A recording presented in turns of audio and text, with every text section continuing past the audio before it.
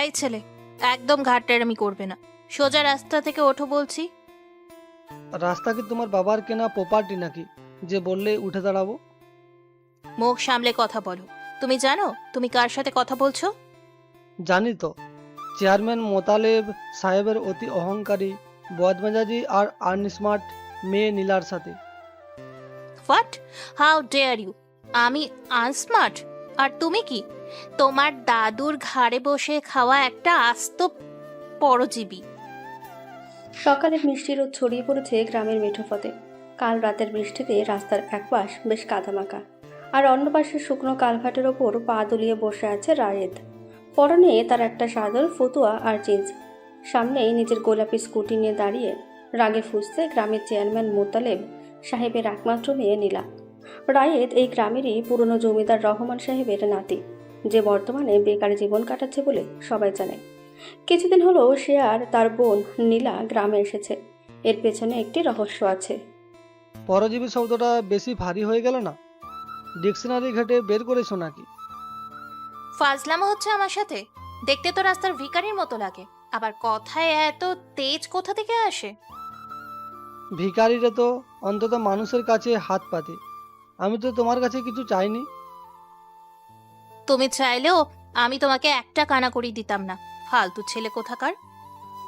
তাই এই ফালতু ছেলের কাছে সকাল সকাল স্কুটি থামিয়ে ঝগড়া করার কি খুব দরকার ছিল? আমি শখ করে ঝগড়া করতে আসিনি। দেখতেই পাচ্ছ রাস্তার এই দিকটা কাদা। তুমি কালভার থেকে সরলে আমি স্কুটি নিয়ে এই দিকে যেতে পারি।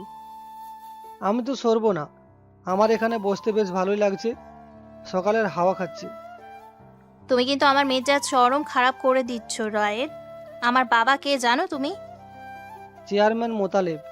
তা ওনার নাম জপে কি তুমি বেহেশতে যাওয়ার প্ল্যান করছো নাকি? মুখ সামলে। বাবা শুনলে তোমার ওই বুড়ো দাদু সহ ঘাট ধাক্কা দিয়ে গ্রাম ছাড়া করবে। আমাদের বাড়ির পাশে থাকো বলে বেশি লাই পেয়ে গেছো।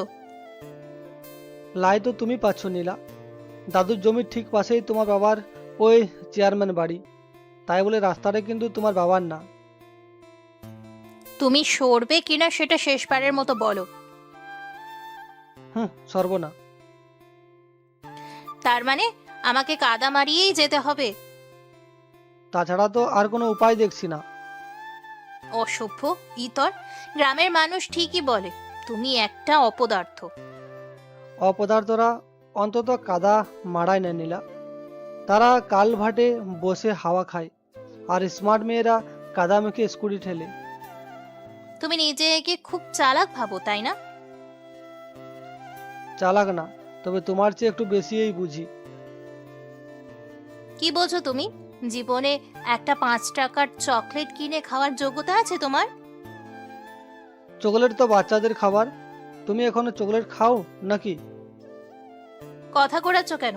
তোমার তো কোনো ইনকামই নেই, দাদুর পেনশনের টাকায় চলো। তাতে তোমার বাবার তো কোনো ক্ষতি হচ্ছে না।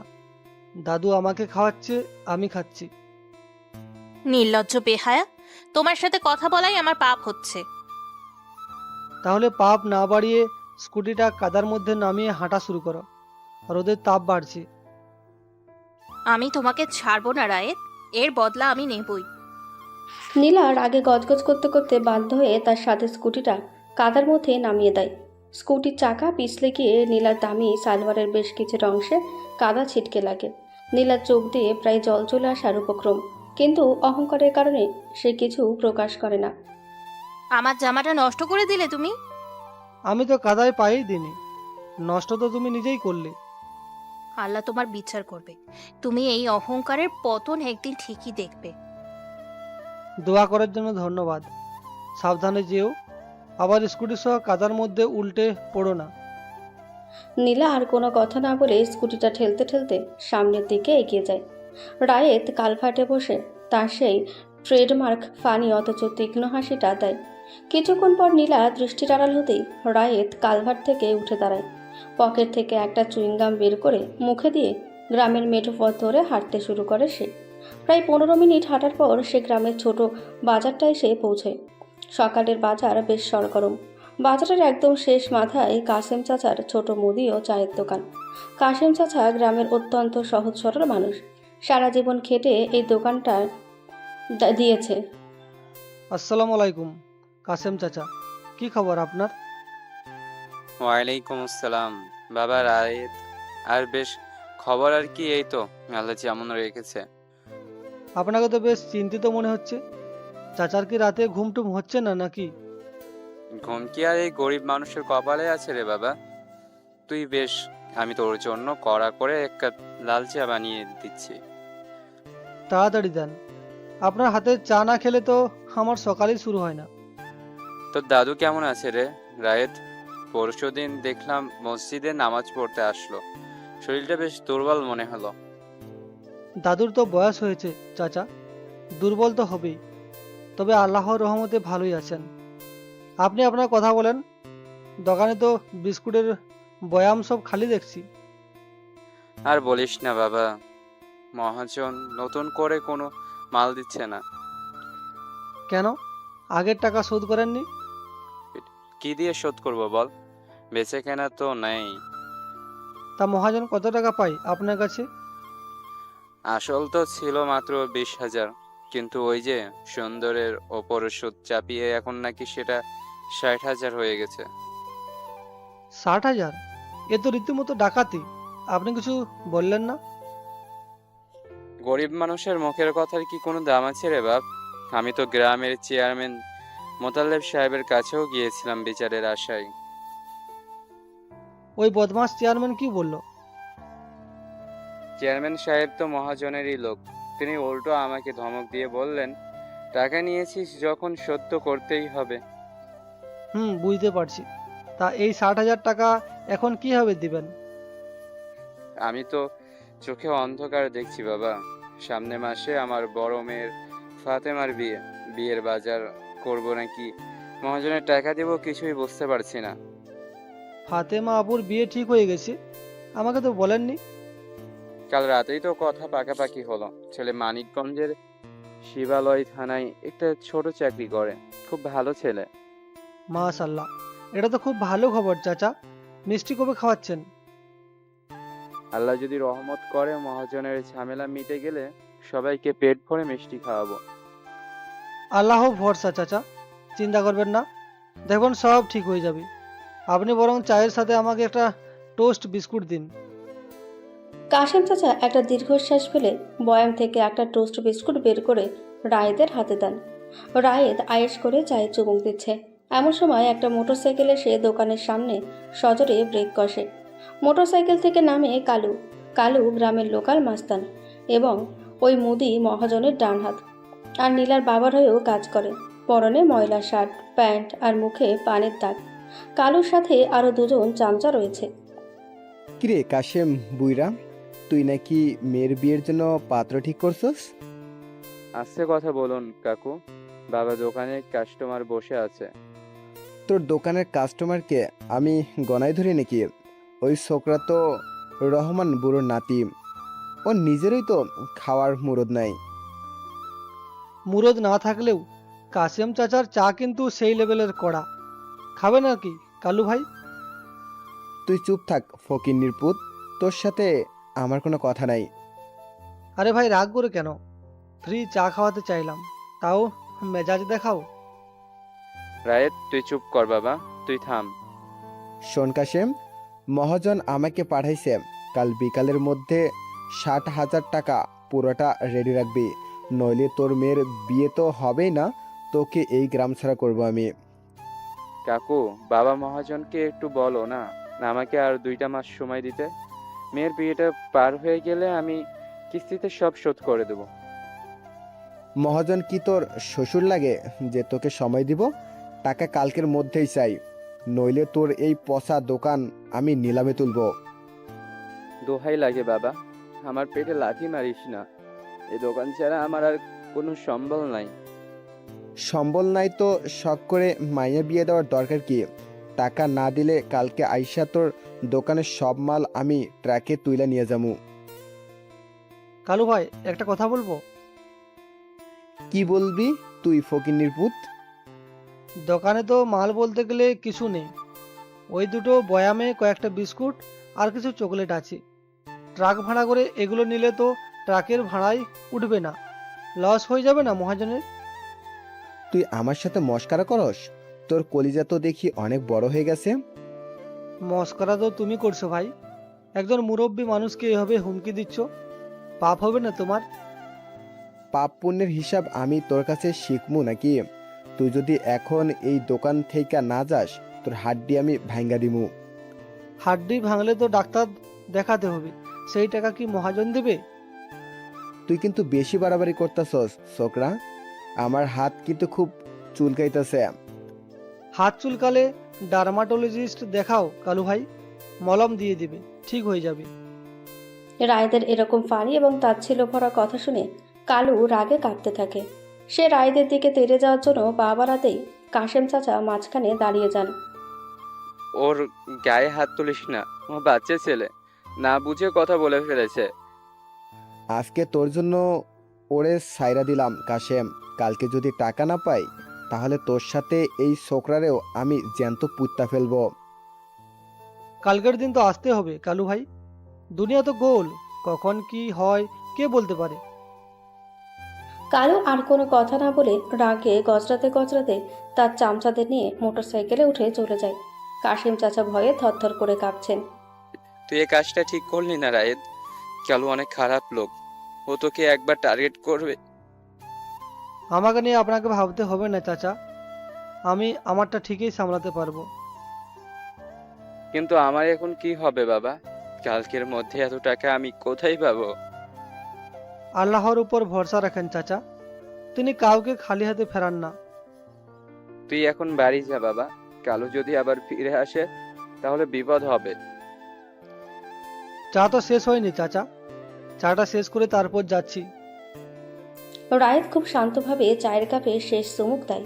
তার মুখে এখনও সেই ফানি হাসিটা লেগেই আছে, কিন্তু কাপটা বেঞ্চের উপর রাখার সময় তার চোখের দৃষ্টি হঠাৎ পুরোপুরি বদলে যায়। সেখানে আর কোনো বেকার ছেলের সারল্য নেই, বরং সেখানে ফুটে উঠেছে এক শিকারী বাজ পাখির তীক্ষ্ণ এবং ভয়ঙ্কর চাহনি। কালু বা মহাজন কেউই জানে না যে তারা আজ কার সাথে পাঙ্গা নিয়েছে। রায়েত পকেট থেকে 5,000 টাকার একটা কয়েন বের করে টেবিলের উপর রেখে ধীর পায়ে দোকানের বাইরে পা বাড়ায়। সকালে সেই ঘটনার পর রায়েত দোকান থেকে বেরিয়ে দাদুর বাড়ির দিকে রওনা দেয়। দুপুরের কড়া রোদ ততক্ষণে চারপাশের পরিবেশকে বেশ গরম করে তুলেছে। বাড়ির পাশেই বিস্তৃত সবুজ মাঠ, যেখানে গ্রামের কৃষকেরা কাজ করছে। রায়েদের ছোট বোন রিয়া, যার বয়স মাত্র 18, সে শহরের যান্ত্রিক জীবন থেকে দূরে এই গ্রামের প্রকৃতি পেয়ে রীতিমতন আনন্দে ভাসছে। ইস, প্রজাপতিটা কত সুন্দর, আমাকে ধরতেই হবে। রিয়া প্রজাপতির পেছনে ছুটতে ছুটতে মাঠের একপাশে থাকা ছোট একটা ডোবার কাছে চলে যায়। কাল রাতের বৃষ্টির কারণে ডোবার চারপাশের মাটি বেশ পিচ্ছিল আছে। রিয়া প্রজাপতির দিকে তাকিয়ে এগোতে গিয়ে হঠাৎ তার পা পিছলে যায়। মাগো বাঁচাও! রিয়া প্রায় ডোবার কাদা পানিতে পড়তে যাচ্ছিল, ঠিক তখনই একজোড়া শক্ত হাত তাকে খপ করে ধরে ফেলে। গ্রামের খেটে খাওয়া সাধারণ ছেলে শুভ, রোদে পোড়া তামাটে গায়ের রং, পেশিবহুল শরীর আর চোখে মুখে এক অদ্ভুত সারল্য। সাবধানে দেখে হাঁটেন না কেন? আর একটু হলেই তো কাদায় হাবুডুবু খেতেন। ও মাই গড, থ্যাংক ইউ। আপনি না থাকলে তো আমার নতুন ড্রেসটার 12টাই বেজে যেত। নতুন ড্রেস বাঁচানোর চিন্তা বাদ দিয়ে নিজের হাত পা বাঁচানোর চিন্তা করেন। গ্রামের রাস্তাঘাট শহরের মতো না। রিয়া সোজা হয়ে দাঁড়ায়। সে শুভর দিকে তাকিয়ে রীতিমতন মুগ্ধ হয়ে যায়। শুভর শার্টের হাতা গোটানো, কপালে বিন্দু বিন্দু ঘাম। রিয়ার কাছে মনে হয় সে যেন কোনো উপন্যাসের নায়কের দেখছে। আপনার নাম কি ভাইয়া? আমার নাম শুভ, আর ভাইয়া ডাকার দরকার নেই। আমি আপনার ভাই হই না। তা তো বটেই, আপনি তো আমার লাইফ সেভার। তার লাইফ সেভার আপনি কি সিঙ্গেল? হ্যাঁ, মানে মানে আপনার কি কোনো গার্লফ্রেন্ড বা বউটও আছে নাকি? এসব কি ধরনের কথা? আমি খেটে খাওয়া মানুষ, আমার এসবের সময় কই। বাহ, তার মানে লাইন ক্লিয়ার। তা শুভ সাহেব, আপনি আমাকে কবে আপনার বাড়িতে নিয়ে যাচ্ছেন শুনি? কি, আমার বাড়িতে কেন যাবেন আপনি? মাথা কি খারাপ হয়ে গেছে? মাথা তো খারাপ হবেই, এমন হ্যান্ডসাম একটা ছেলে আমাকে ডোবা থেকে তুললো, প্রেমে না পড়ে কি থাকা যায় নাকি? আস্তাগফিরুল্লাহ, আপনি রহমান দাদুর নাতনি না? আপনাদের মতো বড় ঘরের মেয়ের মুখে এসব কথা মানায় না। বড় ঘরের মেয়ে তো কি হয়েছে, আমার মন তো আর বড় ঘরের না। আমি তো আপনার মতো সিম্পল ছেলেকেই খুঁজছিলাম। আপনি কিন্তু বেশি বাড়াবাড়ি করছেন। আমি যাই, আমার খেতে অনেক কাজ আছে। আরে শুনুন না, ক্ষেতের কাজ তো পরেও করা যাবে, একটু দাঁড়িয়ে কথা তো বলতে পারেন। আমার আপনার সাথে কোনো কথা নেই। আর খবরদার, এইসব কথা গ্রামের কাউকে বলবেন না। মান ইজ্জত সবই যাবে। শুভ লজ্জায় আর অস্বস্তিতে সেখান থেকে প্রায় দৌড়েই পালিয়ে যায়। রিয়া শুভ যাওয়ার পথের দিকে তাকিয়ে খিলখিল করে হেসে ওঠে। সে বুঝতে পারে এই গ্রামের জীবনটা তার ভাবনার চেয়েও অনেক বেশি ইন্টারেস্টিং হতে চলেছে। পালিয়ে কোথায় যাবে শুভ সাহেব? আমি রিয়া তালুকদার, যা চাই তা তো আদায় করেই ছাড়ি।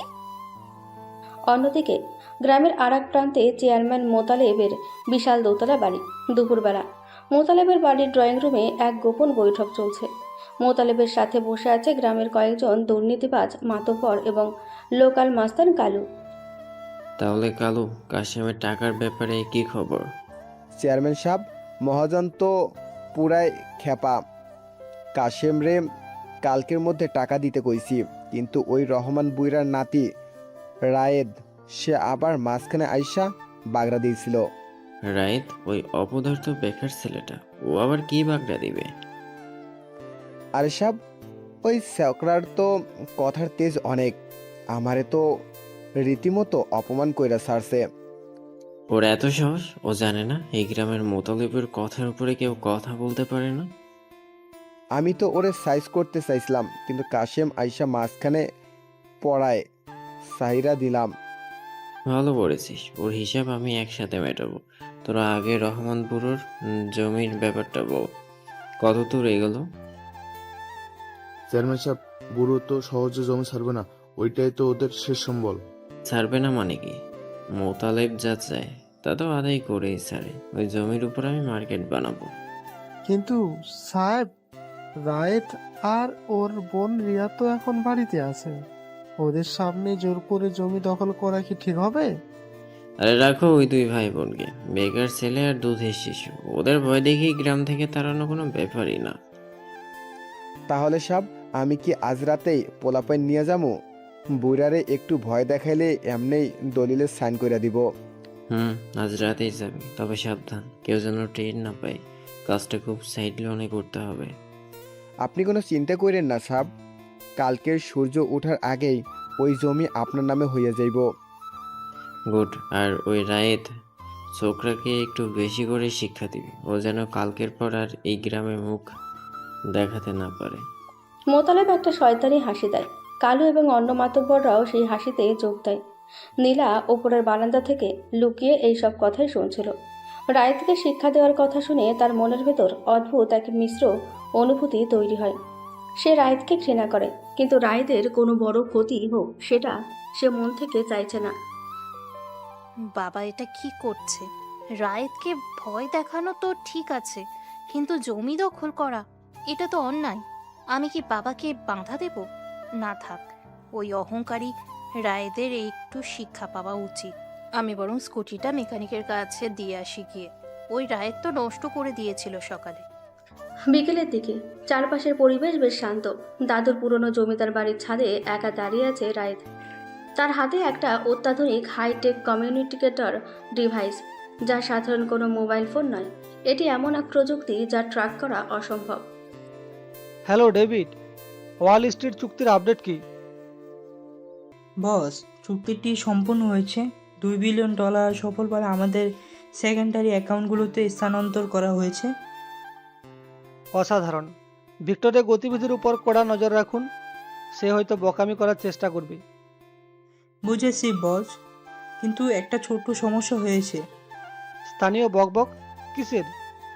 আমরা আপনার এলাকায় কিছু স্থানীয় কথাবার্তায় শুনেছি, মনে হচ্ছে একদল স্থানীয় গুন্ডা আজ রাতে আপনার দাদা সম্পত্তিতে হামলা পরিকল্পনা করছে। তারা তাকে জমিটি তাদের নামে লিখে দিতে বাধ্য করতে চায়। ও তাই নাকি? এর পেছনে কে? মোতালেব নামের একজন স্থানীয় রাজনীতিবিদ। আমি কি হুমকিটি নিষ্ক্রিয় করতে শ্যাডো টিমকে পাঠাবো? না ডেভিড, ওদের আসতে দাও। আমার মনে হয় সময় এসেছে এই গ্রামের বোকাদের একটা ছোট প্রদর্শনী দেব। যখন তুমি ভুল লোকের সাথে ঝামেলা করলে কি হয়। আপনার যা ইচ্ছা বস, নিরাপদে থাকবেন। আমি সবসময় করি, ওভার অ্যান্ড আউট। রায়েত ফোনটা পকেটে রেখে দেয়। তার ঠোঁটের কোণে ফুটে ওঠে এক রহস্যময় হিমশীতল হাসি। সে আকাশের দিকে তাকিয়ে একটা দীর্ঘশ্বাস ফেলে। চেয়ারম্যান মোতালেব, তুমি তো আমার দাদুর সম্পত্তিতে হাত দিচ্ছ। তুমি জানো না, তুমি আসলে একটা ঘুমন্ত ড্রাগনকে জাগিয়ে তুলছো। আজ রাতের পর তোমার অহংকার আর ক্ষমতা দুটোই আমি মাটিতে মিশিয়ে দেব। এমন সময় ছাদের দরজার কাছে রিয়ার গলার আওয়াজ শোনা যায়। ভাইয়া, তুমি এখানে একা একা কি করছো? এই তো একটু বাতাস খাচ্ছি। তুই এত হাঁপাচ্ছিস কেন? আরে ভাইয়া, তোমাকে একটা কথা বলার ছিল, মানে একটা সিক্রেট। তোর আবার কিসের সিক্রেট? কোনো ঝামেলা করেছিস নাকি? আরে না, ঝামেলা না, আসলে আমি মনে হয় প্রেমে পড়ে গেছি। কি, প্রেমে পড়ে গেছিস? কার প্রেমে? ওই আমেরিকান ছেলের, জসিমের? আরে দূর, জসিম তো একটা আস্ত বোরিং ছেলে। আমি এই গ্রামের একটা ছেলের প্রেমে পড়েছি, নাম শুভ। গ্রামের ছেলে? শুভ? তাই এই শুভ সাহেব করে কি? এই তো কৃষিকাজ করে, খুব সিম্পল। কিন্তু ভাইয়া, ছেলেটা জাস্ট ওয়াও, একদম হিরোদের মতো। বুঝতে পেরেছি, তুই তো দেখি গ্রামের হাওয়ায় একেবারে পাগল হয়ে গেছিস। পাগল তো হয়েই গেছি, কিন্তু ভাইয়া, ছেলেটা খুব লাজুক, আমাকে তো পাত্তাই দিতে চাই না। পাত্তা দেবে না মানে? তুই রিয়া তালুকদার, তোর দিকে তাকানোর সাহসই তো কারো নেই। তুমি কিন্তু ওকে কিচ্ছু বলবে না, আমি নিজেই ওর ব্যবস্থা করছি। আচ্ছা আচ্ছা, ঠিক আছে, তুই যা পারিস কর, কিন্তু সাবধানে থাকিস। আমি তো সাবধানেই আছি, কিন্তু ভাইয়া, তুমি কি কিছু নিয়ে চিন্তিত? আমি?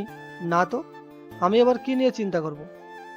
তোমার চোখ দেখে মনে হচ্ছে তুমি বড় কোনো প্ল্যান করছো। আমি জানি তুমি যখন এরকম শান্ত থাকো, তখন আসলে কোনো বড় সাইক্লোন আসতে চলেছে।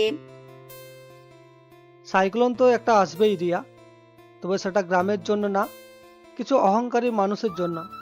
তুই এখন নিচে যা, আমি একটু পরে আসছি। রিয়া মাথা নেড়ে ছাদ থেকে নিচে চলে যায়। রায়েত আবার আকাশের দিকে তাকায়। সন্ধ্যা ঘনিয়ে আসছে। আজ রাতের আধারে এমন কিছু ঘটতে চলেছে যা এই গ্রামের ইতিহাসকে চিরতরে বদলে দেবে। রায়েতের চোখের সেই তীক্ষ্ণ দৃষ্টি যেন অন্ধকারের মাঝে আরও বেশি উজ্জ্বল হয়ে ওঠে। বিকেলের আকাশটা হঠাৎ করেই কালো মেঘে ঢেকে যায়। গরমের পর এই আচমকা কালবৈশাখীর পূর্বাভাসে গ্রামের মানুষজন দ্রুত নিজেদের বাড়ির দিকে ছুটতে শুরু করে। অন্যদিকে নীলা গ্রামের বাজারের দিক থেকে হেঁটে ফিরছিল। সকালে স্কুটি কাদায় পড়ে নষ্ট হওয়ায় সেটা মেকানিকের কাছে দিয়ে আসতে হয়েছিল। সে বাড়ির কাছাকাছি পৌঁছানোর আগেই হুড়মুড় করে তুমুল বৃষ্টি নেমে পড়ে। উফ, এই অসময়ে আবার বৃষ্টি আসার কি দরকার ছিল? পুরো ভিজে গেলাম তো।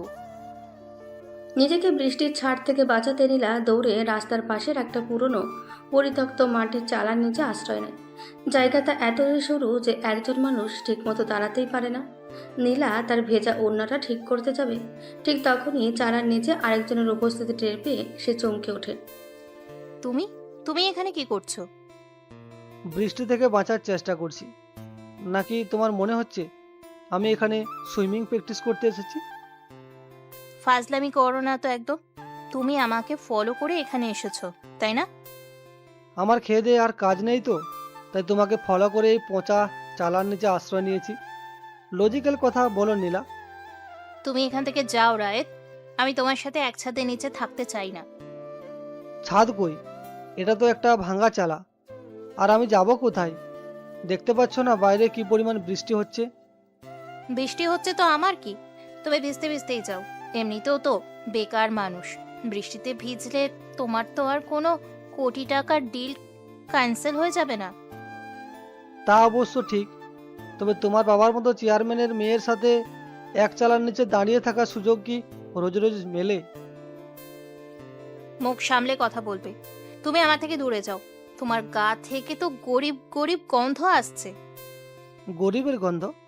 ইন্টারেস্টিং। তো বড় লোকের গা থেকে কেমন গন্ধ আসে? পারফিউম মেশানো ইগোর গন্ধ? তোমার মতো ছোট লোকের সাথে কথা বলাই আমার ভুল। তুমি সরো, আমি চলে যাব।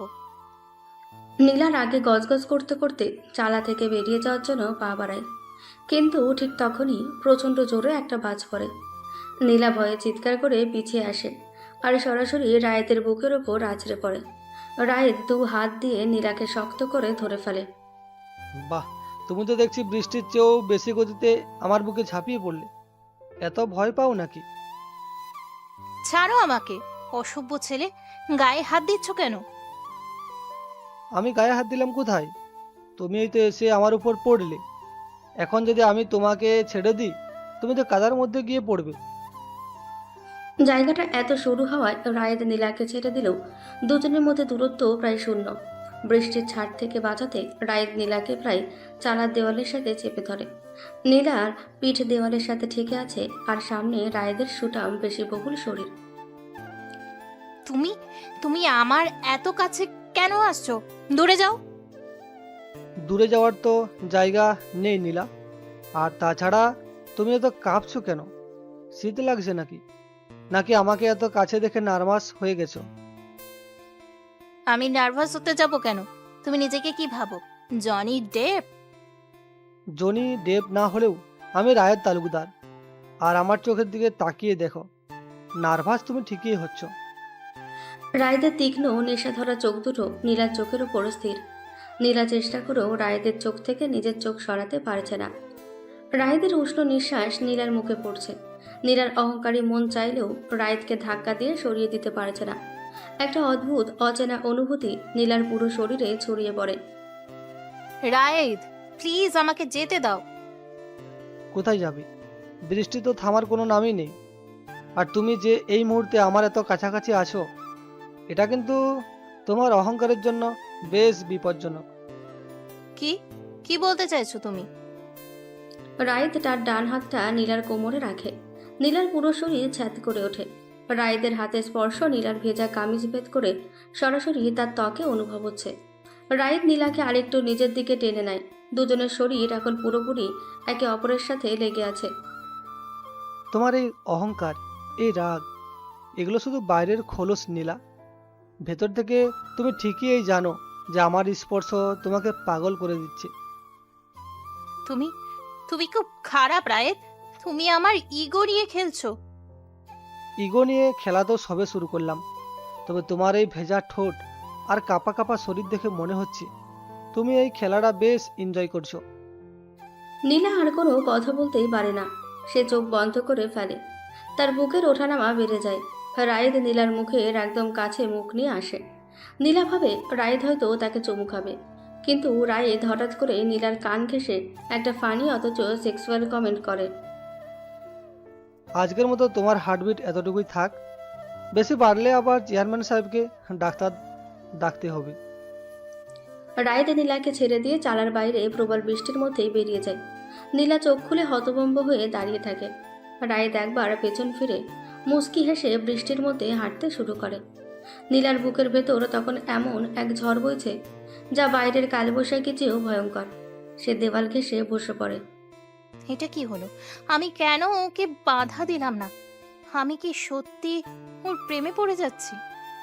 না না, এটা হতে পারে না। ও তো একটা বেকার ফালতু ছেলে। বৃষ্টি থামার পর নীলা যখন বাড়ি ফেরে তখন সন্ধে ঘনিয়ে এসেছে। এদিকে দাদুর পুরনো জমিদার বাড়িতে আরেক ধরনের নিস্তব্ধতা বিরাজ করছে। বারান্দায় একটা পুরনো ইজি চেয়ারে বসে আছেন রহমান দাদু। তার চোখের কোণ বেয়ে জল গড়িয়ে পড়ছে। রায়েদ বাড়ি ফিরে সোজা দাদুর কাছে আসে।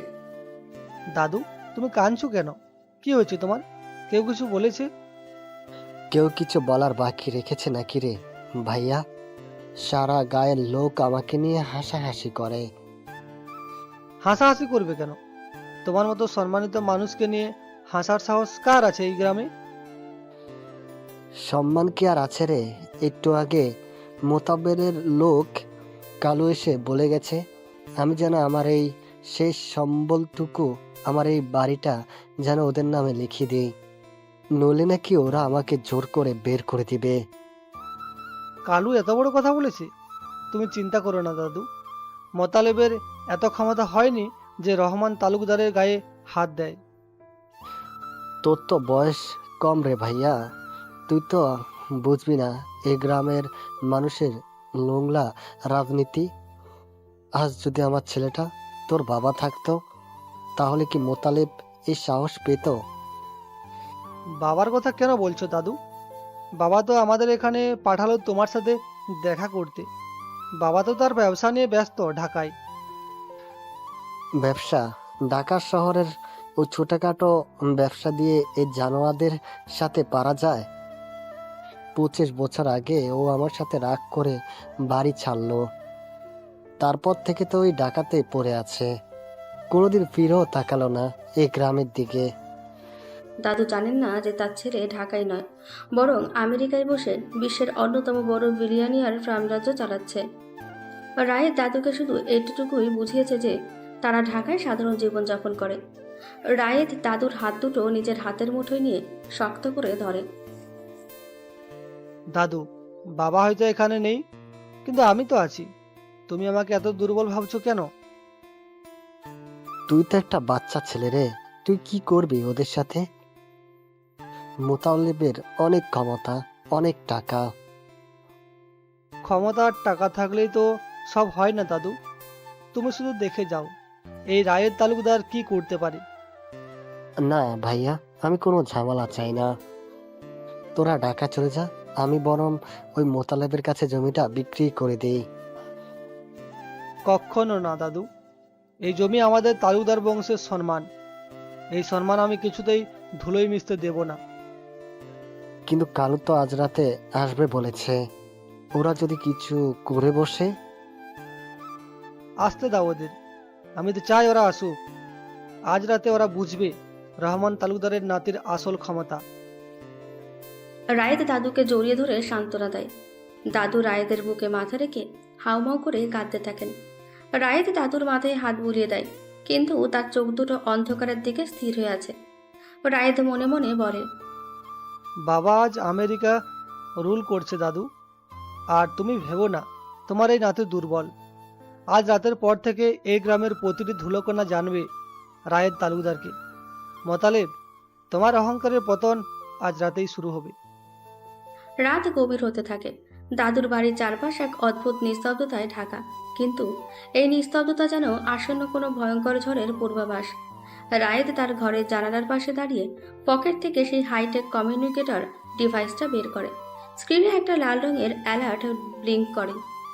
আমেরিকার আন্ডারওয়ার্ল্ডের ডন ভিক্টর তার চাল চালতে শুরু করেছে। আজ রাতের খেলাটা শুধু গ্রামের মোতালেবের সাথেই নয়, বরং আমেরিকার সেই অন্ধকারের সাথেও হতে চলেছে। রায়েদের ঠোঁটে ফুটে ওঠে সেই চেনা হিম শীতল আসি। রাত 12টা, গ্রামের চারপাশ নিস্তব্ধ। এমন সময় হঠাৎ করে পুরো গ্রামের বিদ্যুৎ চলে যায়। গুটগুটে অন্ধকারে ঢেকে যায় দাদুর পুরনো জমিদার বাড়ি। মোতালেবের পাঠানো কালু আর তার 4 চামচা হাতে রামদা আর লাঠি নিয়ে নিঃশব্দে বাড়ির সীমানার ভেতরে ঢোকে। সবাই সাবধানে পা ফালাবি, রহমান বুইরা যেন টেরো না পায়। সোজা ওর ঘরে ঢুকুম, দলিলের সাইন নিমুম, আর ওই ছোকরা রায়েদ্রে বাইন্দা রাইখা আমু। কালু ভাই, এ তো অন্ধকার কেন? কিছু তো দেখতাছি না। চুপ কর গাধা, অন্ধকারে কাজ করন তো সোজা চল, ওই তো বুইরার ঘর। কালু আর তার লোকেরা দাদুর ঘরের দিকে এগোতে থাকে, কিন্তু তারা জানে না অন্ধকারের মধ্যে একটা ছায়ামূর্তি তাদের দিকে তীক্ষ্ণ নজর রাখছে। রায়েদ বাড়ির বারান্দার একটা পিলারের আড়ালে দাঁড়িয়ে আছে। তার চোখে নাইট ভিশন কন্ট্যাক্ট লেন্স, যা অন্ধকারেও তাকে দিনের মতন দেখতে সাহায্য করছে। দরজা ভাঙার দরকার নাই, জানালা দিয়ে ঢুকমু। এই তুই জানালার গ্রিলটা ধর তো। চামচা এক জানালার গ্রিল ধরার জন্য হাত বাড়াতেই হঠাৎ একটা শক্ত হাত তার গলা চেপে ধরে। কোনো শব্দ করার আগেই রায়েদ এক ঝটকায় তাকে শূন্য তুলে আছাড় মারে। চামচা এক জ্ঞান হারিয়ে মাটিতে লুটিয়ে পড়ে। কি রে, কি হইলো? শব্দ হইলো কিসের? কালু ভাই মনে হয় মফিস পইড়ে গেছে। মফিজ? এই মফিজ, কথা কস না কে? কালু টর্চ জ্বালাতে যাবে, ঠিক তখনই অন্ধকারে একটা তীক্ষ্ণ শীষের আওয়াজ শোনা যায়। রায়েদ আমেরিকান স্পেশাল ফোর্সের ট্রেনিং কাজে লাগিয়ে বিদ্যুতের বেগে মুভ করতে থাকে। সে চামচা টুয়ের হাত মুচকে ধরে তার রামদাটা ফেলে দেয় এবং তার বুকে এমন একটা লাথি মারে যে চামচা টু প্রায় 5 ফুট দূরে গিয়ে ছিটকে পড়ে। ভূত? কালু ভূত? ভূতে ধরছে?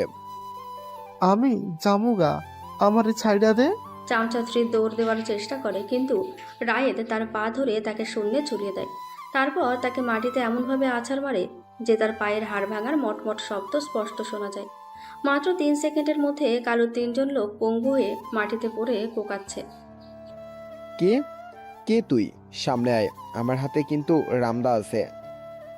রামদা তো তোর হাতে কালু, কিন্তু তোর প্রাণ তো আমার হাতে। তুই তুই রায়েদ? তোর এত সাহস? সাহস তো তুই দেখাচ্ছিস কালু। রহমান তালুকদারের বাড়িতে রাতের অন্ধকারে ঢুকেছিস, এর শাস্তি কি জানিস?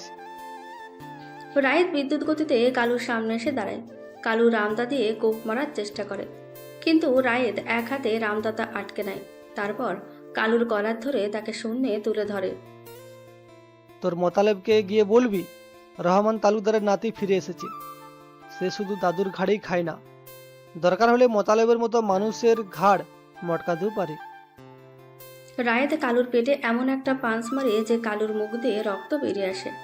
রায়েদ তাকে মাটিতে ছুঁড়ে ফেলে দেয়। এখন তোদের এই ভাঙ্গা হাড়গোড় নিয়ে এখান থেকে দূর হ।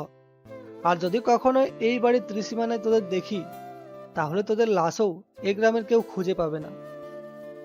কালু আর তার লোকেরা কোনো মতে খুঁড়িয়ে খুঁড়িয়ে হামাগুড়ি দিয়ে সেখান থেকে পালাতে শুরু করে। তাদের মনে হচ্ছে যেন কোনো জ্যান্ত শয়তান তাদের উপর হামলা করেছে। রায়েদ একটা দীর্ঘশ্বাস ফেলে পকেট থেকে রুমাল বের করে হাত মোছে। গ্রামের মাস্তানগুলো তো দেখি একদমই আনফিট, 5 সেকেন্ডও টিকতে পারলো না। অন্যদিকে গ্রামের মাঠে রাতের বেলা পাহারা দিচ্ছিল শুভ। সে হঠাৎ দেখতে পায় দাদুর বাড়ির দিক থেকে কালু আর তার লোকরা রক্তাক্ত অবস্থায় পালাচ্ছে। শুভর বুঝতে বাকি থাকে না যে দাদুর বাড়িতে কিছু একটা হয়েছে। সে হাতে একটা বাঁশ নিয়ে দৌড়ে দাদুর বাড়ির দিকে আসে। দাদু, রহমান দাদু, আপনারা ঠিক আছেন? শুভর চিৎকারে দাদু আর রিয়া ঘুম থেকে উঠে আসে। রিয়া হেরিকেন জ্বালিয়ে দরজা খোলে। শুভ, তুমি এত রাতে এখানে কি করছো আর এত হাঁপাচ্ছ কেন? আপনারা ঠিক আছেন তো? আমি দেখলাম কালু আর ওর দলবল রক্তাক্ত অবস্থায় আপনাদের বাড়ির দিক থেকে পালাচ্ছে। রক্তাক্ত অবস্থায় মানে কি? ওরা এখানে কেন আসবে? ওরা কি আমার বাড়িতে হামলা করতে এসেছিল? আল্লাহ, তুই বাঁচিয়েছিস আমাদের। আমি তো কিছু করিনি দাদু, আমি তো এইমাত্র আসলাম। তবে ওদের অবস্থা দেখে মনে হলো কেউ ওদের খুব খারাপভাবে পিটিয়েছে। কেউ পিটিয়েছে? কে পেটাবে? আমাদের বাড়িতে তো আমি, ভাইয়া আর দাদু ছাড়া কেউ। রিয়ার কথা শেষ হওয়ার আগে রায়েদ ঘরের ভেতর থেকে বেরিয়ে আসে। তার চেহারায় সেই শান্ত ফানি লুক, যেন কিছুই হয়নি। কি ব্যাপার, এত রাতে তোরা সবাই বাইরে কি করছিস? ভাইয়া, তুমি জেগে আছো? তুমি কিছু শোনোনি? কি শুনবো, আমি তো গভীর ঘুমে ছিলাম। হঠাৎ শুভর চিল্লাপাল্লা শুনে উঠলাম। আপনি কি কিছু টের পাননি? কালু আর ওর লোকেরা তো এইমাত্র এখান থেকে পালালো। ও তাই নাকি? হয়তো অন্ধকারে ভূত টুত দেখে ভয় পেয়ে পালিয়েছি। গ্রামের ভূতগুলো তো খুব অ্যাক্টিভ মনে হচ্ছে। তুমি সব সময় ফাজলামো করো ভাইয়া। শুভ না আসলে তো আজ রাতে কি হতো কে জানে। আমি আসিনি রিয়া, কেউ একজন কালুদের মেরেছে। যেই মারুক, ভালোই করেছে। তুই বরং এখন বাড়ি যা শুভ, রাত অনেক হয়েছে। ঠিক আছে, আমি কাল সকালে আবার আসব। আপনারা সাবধানে থাকবেন। শুভ সেখান থেকে চলে যায়। রিয়া জানালার গ্রিল ধরে শুভর যাওয়ার পথের দিকে তাকিয়ে থাকে। তার চোখে মুখে মুগ্ধতা। রায়েদ রিয়ার মাথায় টোকা দেয়। কি রে, হিরোকে দেখে তো একদম ফ্ল্যাট হয়ে গেছিস মনে হচ্ছে। হিরোই তো, এত রাতে আমাদের জন্য ছুটে আসলো। ওর মতো ছেলে লাখে একটা হয় ভাইয়া। তা ঠিক, ছেলেটা ভালো। তবে তুই এখন গিয়ে ঘুমা, আমাকে একটু ছাদে যেতে হবে। এত রাতে ছাদে কি করবে? একটু বাতাস খাবো, তুই যা। রিয়া আর দাদু ঘুমোতে চলে যায়। রায়ের ধীর পায়ে ছাদে এসে দাঁড়ায়। রাত তখন 3টে, চারপাশ নিস্তব্ধ। হঠাৎ রায়েদের পকেটে থাকা কমিউনিকেটর ডিভাইসটা ভাইব্রেট করে ওঠে। স্ক্রিনে একটা রেড অ্যালার্ট মেসেজ ব্লিঙ্ক করছে। ডেভিড, জরুরি অবস্থা কি? এই সময়ে রেড অ্যালার্ট কেন? বস, আমাদের একটা বড় সমস্যা হয়েছে। ভিক্টরের লোকেরা জেনে গেছে যে আপনি বাংলাদেশে আছেন। ওরা কিভাবে জানতে পারলো? আমাদের পরিচয় তো নিখুঁত ছিল। মনে হচ্ছে $2 বিলিয়ন লেনদেনের সময় আমাদের একটি সেকেন্ডারি অ্যাকাউন্ট ট্র্যাক করা হয়েছিল। তারা ঢাকার স্থানীয় মাফিয়াদের সাথে যোগাযোগ করেছে। তারা জানে যে আপনি এই গ্রামে লুকিয়ে আছেন। তাহলে বুড়ো নেকড়েটা অবশেষে শিকারে নামার সিদ্ধান্ত নিয়েছে। বেশ মজার তো। বস, ব্যাপারটা গুরুতর। ওরা পেশাদার খুনির একটা দল পাঠিয়েছে। ওরা আগামীকাল রাতের মধ্যে চলে আসবে। ওদের আসতে দাও ডেভিড। আমি ভেক্টরের সাম্রাজ্য গুড়িয়ে দেওয়ার একটা কারণের অপেক্ষায় ছিলাম। আমি কি এখনই শ্যাডো টিমকে পাঠিয়ে দেব? না, ওদের প্রস্তুত রাখো। আমি এখনই আমার পরিচয় ফাঁস করতে চাই না। আমার আসল পরিচয় ওরা না জেনেই আমাকে, আমার দাদু আর রিয়াকে রক্ষা করতে হবে। কিন্তু বস, একে একটা পেশাদার খুনি দলের মুখোমুখি হওয়া, এটা তো আত্মহত্যা। তুমি তো আমাকে চেনো ডেভিড। আমি আত্মহত্যা করি না, আমি গণহত্যা করি। ঢাকায় হেলিকপ্টারটা তৈরি রেখো, যদি কোনো দরকার পড়ে। হ্যাঁ বস, শুভকামনা। রায়েত ফোনটা পকেটে রাখে। তার চেহারায় কোনো ভয় বা চিন্তার ছাপ নেই, বরং সেখানে ফুটে উঠেছে এক ভয়ঙ্কর আত্মবিশ্বাস। মোতালেবের মতো লোকাল মাস্তানদের সামলানো এক জিনিস, আর আমেরিকার আন্ডারওয়ার্ল্ডের কিলারদের সামলানো আরেক জিনিস। রায়েত জানে কালকে রাতটা এই গ্রামের জন্য এক রক্তক্ষয়ী রাত হতে চলেছে। ভিক্টর, তুমি ভেবেছ আমাকে আমার দাদুর গ্রামে একা পেয়ে শেষ করে দিবে। তুমি জানো না তুমি একটা সিংহের গুহায় হাত ঢুকিয়েছো। কাল রাতে তুমি বুঝবে রায়ের তালুকদার কেন আমেরিকার আন্ডারওয়ার্ল্ডের সবচেয়ে ভয়ঙ্কর নাম। রাতের অন্ধকার আরো গভীর হয়। রায়েত ছাদের কার্নিশে হাত রেখে দূরের রাস্তার দিকে তাকিয়ে থাকে। সে জানে কাল সকাল থেকে নীলার অহংকার, মোতালেবের ষড়যন্ত্র আর ভিক্টরের কিলারদের সাথে তাকে একাই লড়তে হবে। আর সেই লড়াইয়ে যদি তার আসল পরিচয় ফাঁস হয়ে যায়, তবে এই গ্রামের সাধারণ জীবন চিরতরে বদলে যাবে। রায়েত কি পারবে তার দাদুকে বাঁচাতে? সে কি পারবে নীলার অহংকার ভেঙে তাকে নিজের করে নিতে? সব প্রশ্নের উত্তর লুকিয়ে আছে আগামীকালের অন্ধকারে। পরের দিন সকালে রোদ উঠেছে, কিন্তু নীলার চোখে কোনো ঘুম নেই। সারা রাত সে বিছানায় এপাশ ওপাশ করেছে। কাল বিকেলে বৃষ্টির সময় পরিত্যক্ত চালার নিচে রায়েতের সেই তীব্র চাহনি, কোমরে তার হাতের উষ্ণ স্পর্শ আর কানের কাছে ফিসফিস করে বলা সেই কথাগুলো বারবার তার মাথায় ঘুরপাক খাচ্ছে। সে আয়নার সামনে দাঁড়িয়ে নিজের ভেজা ঠোঁটের দিকে তাকায় আর রাগে চিরুনিটা ছুঁড়ে মারে। অসম্ভব, এটা হতেই পারে না। আমি নীলা, চেয়ারম্যান মোতালেবের মেয়ে।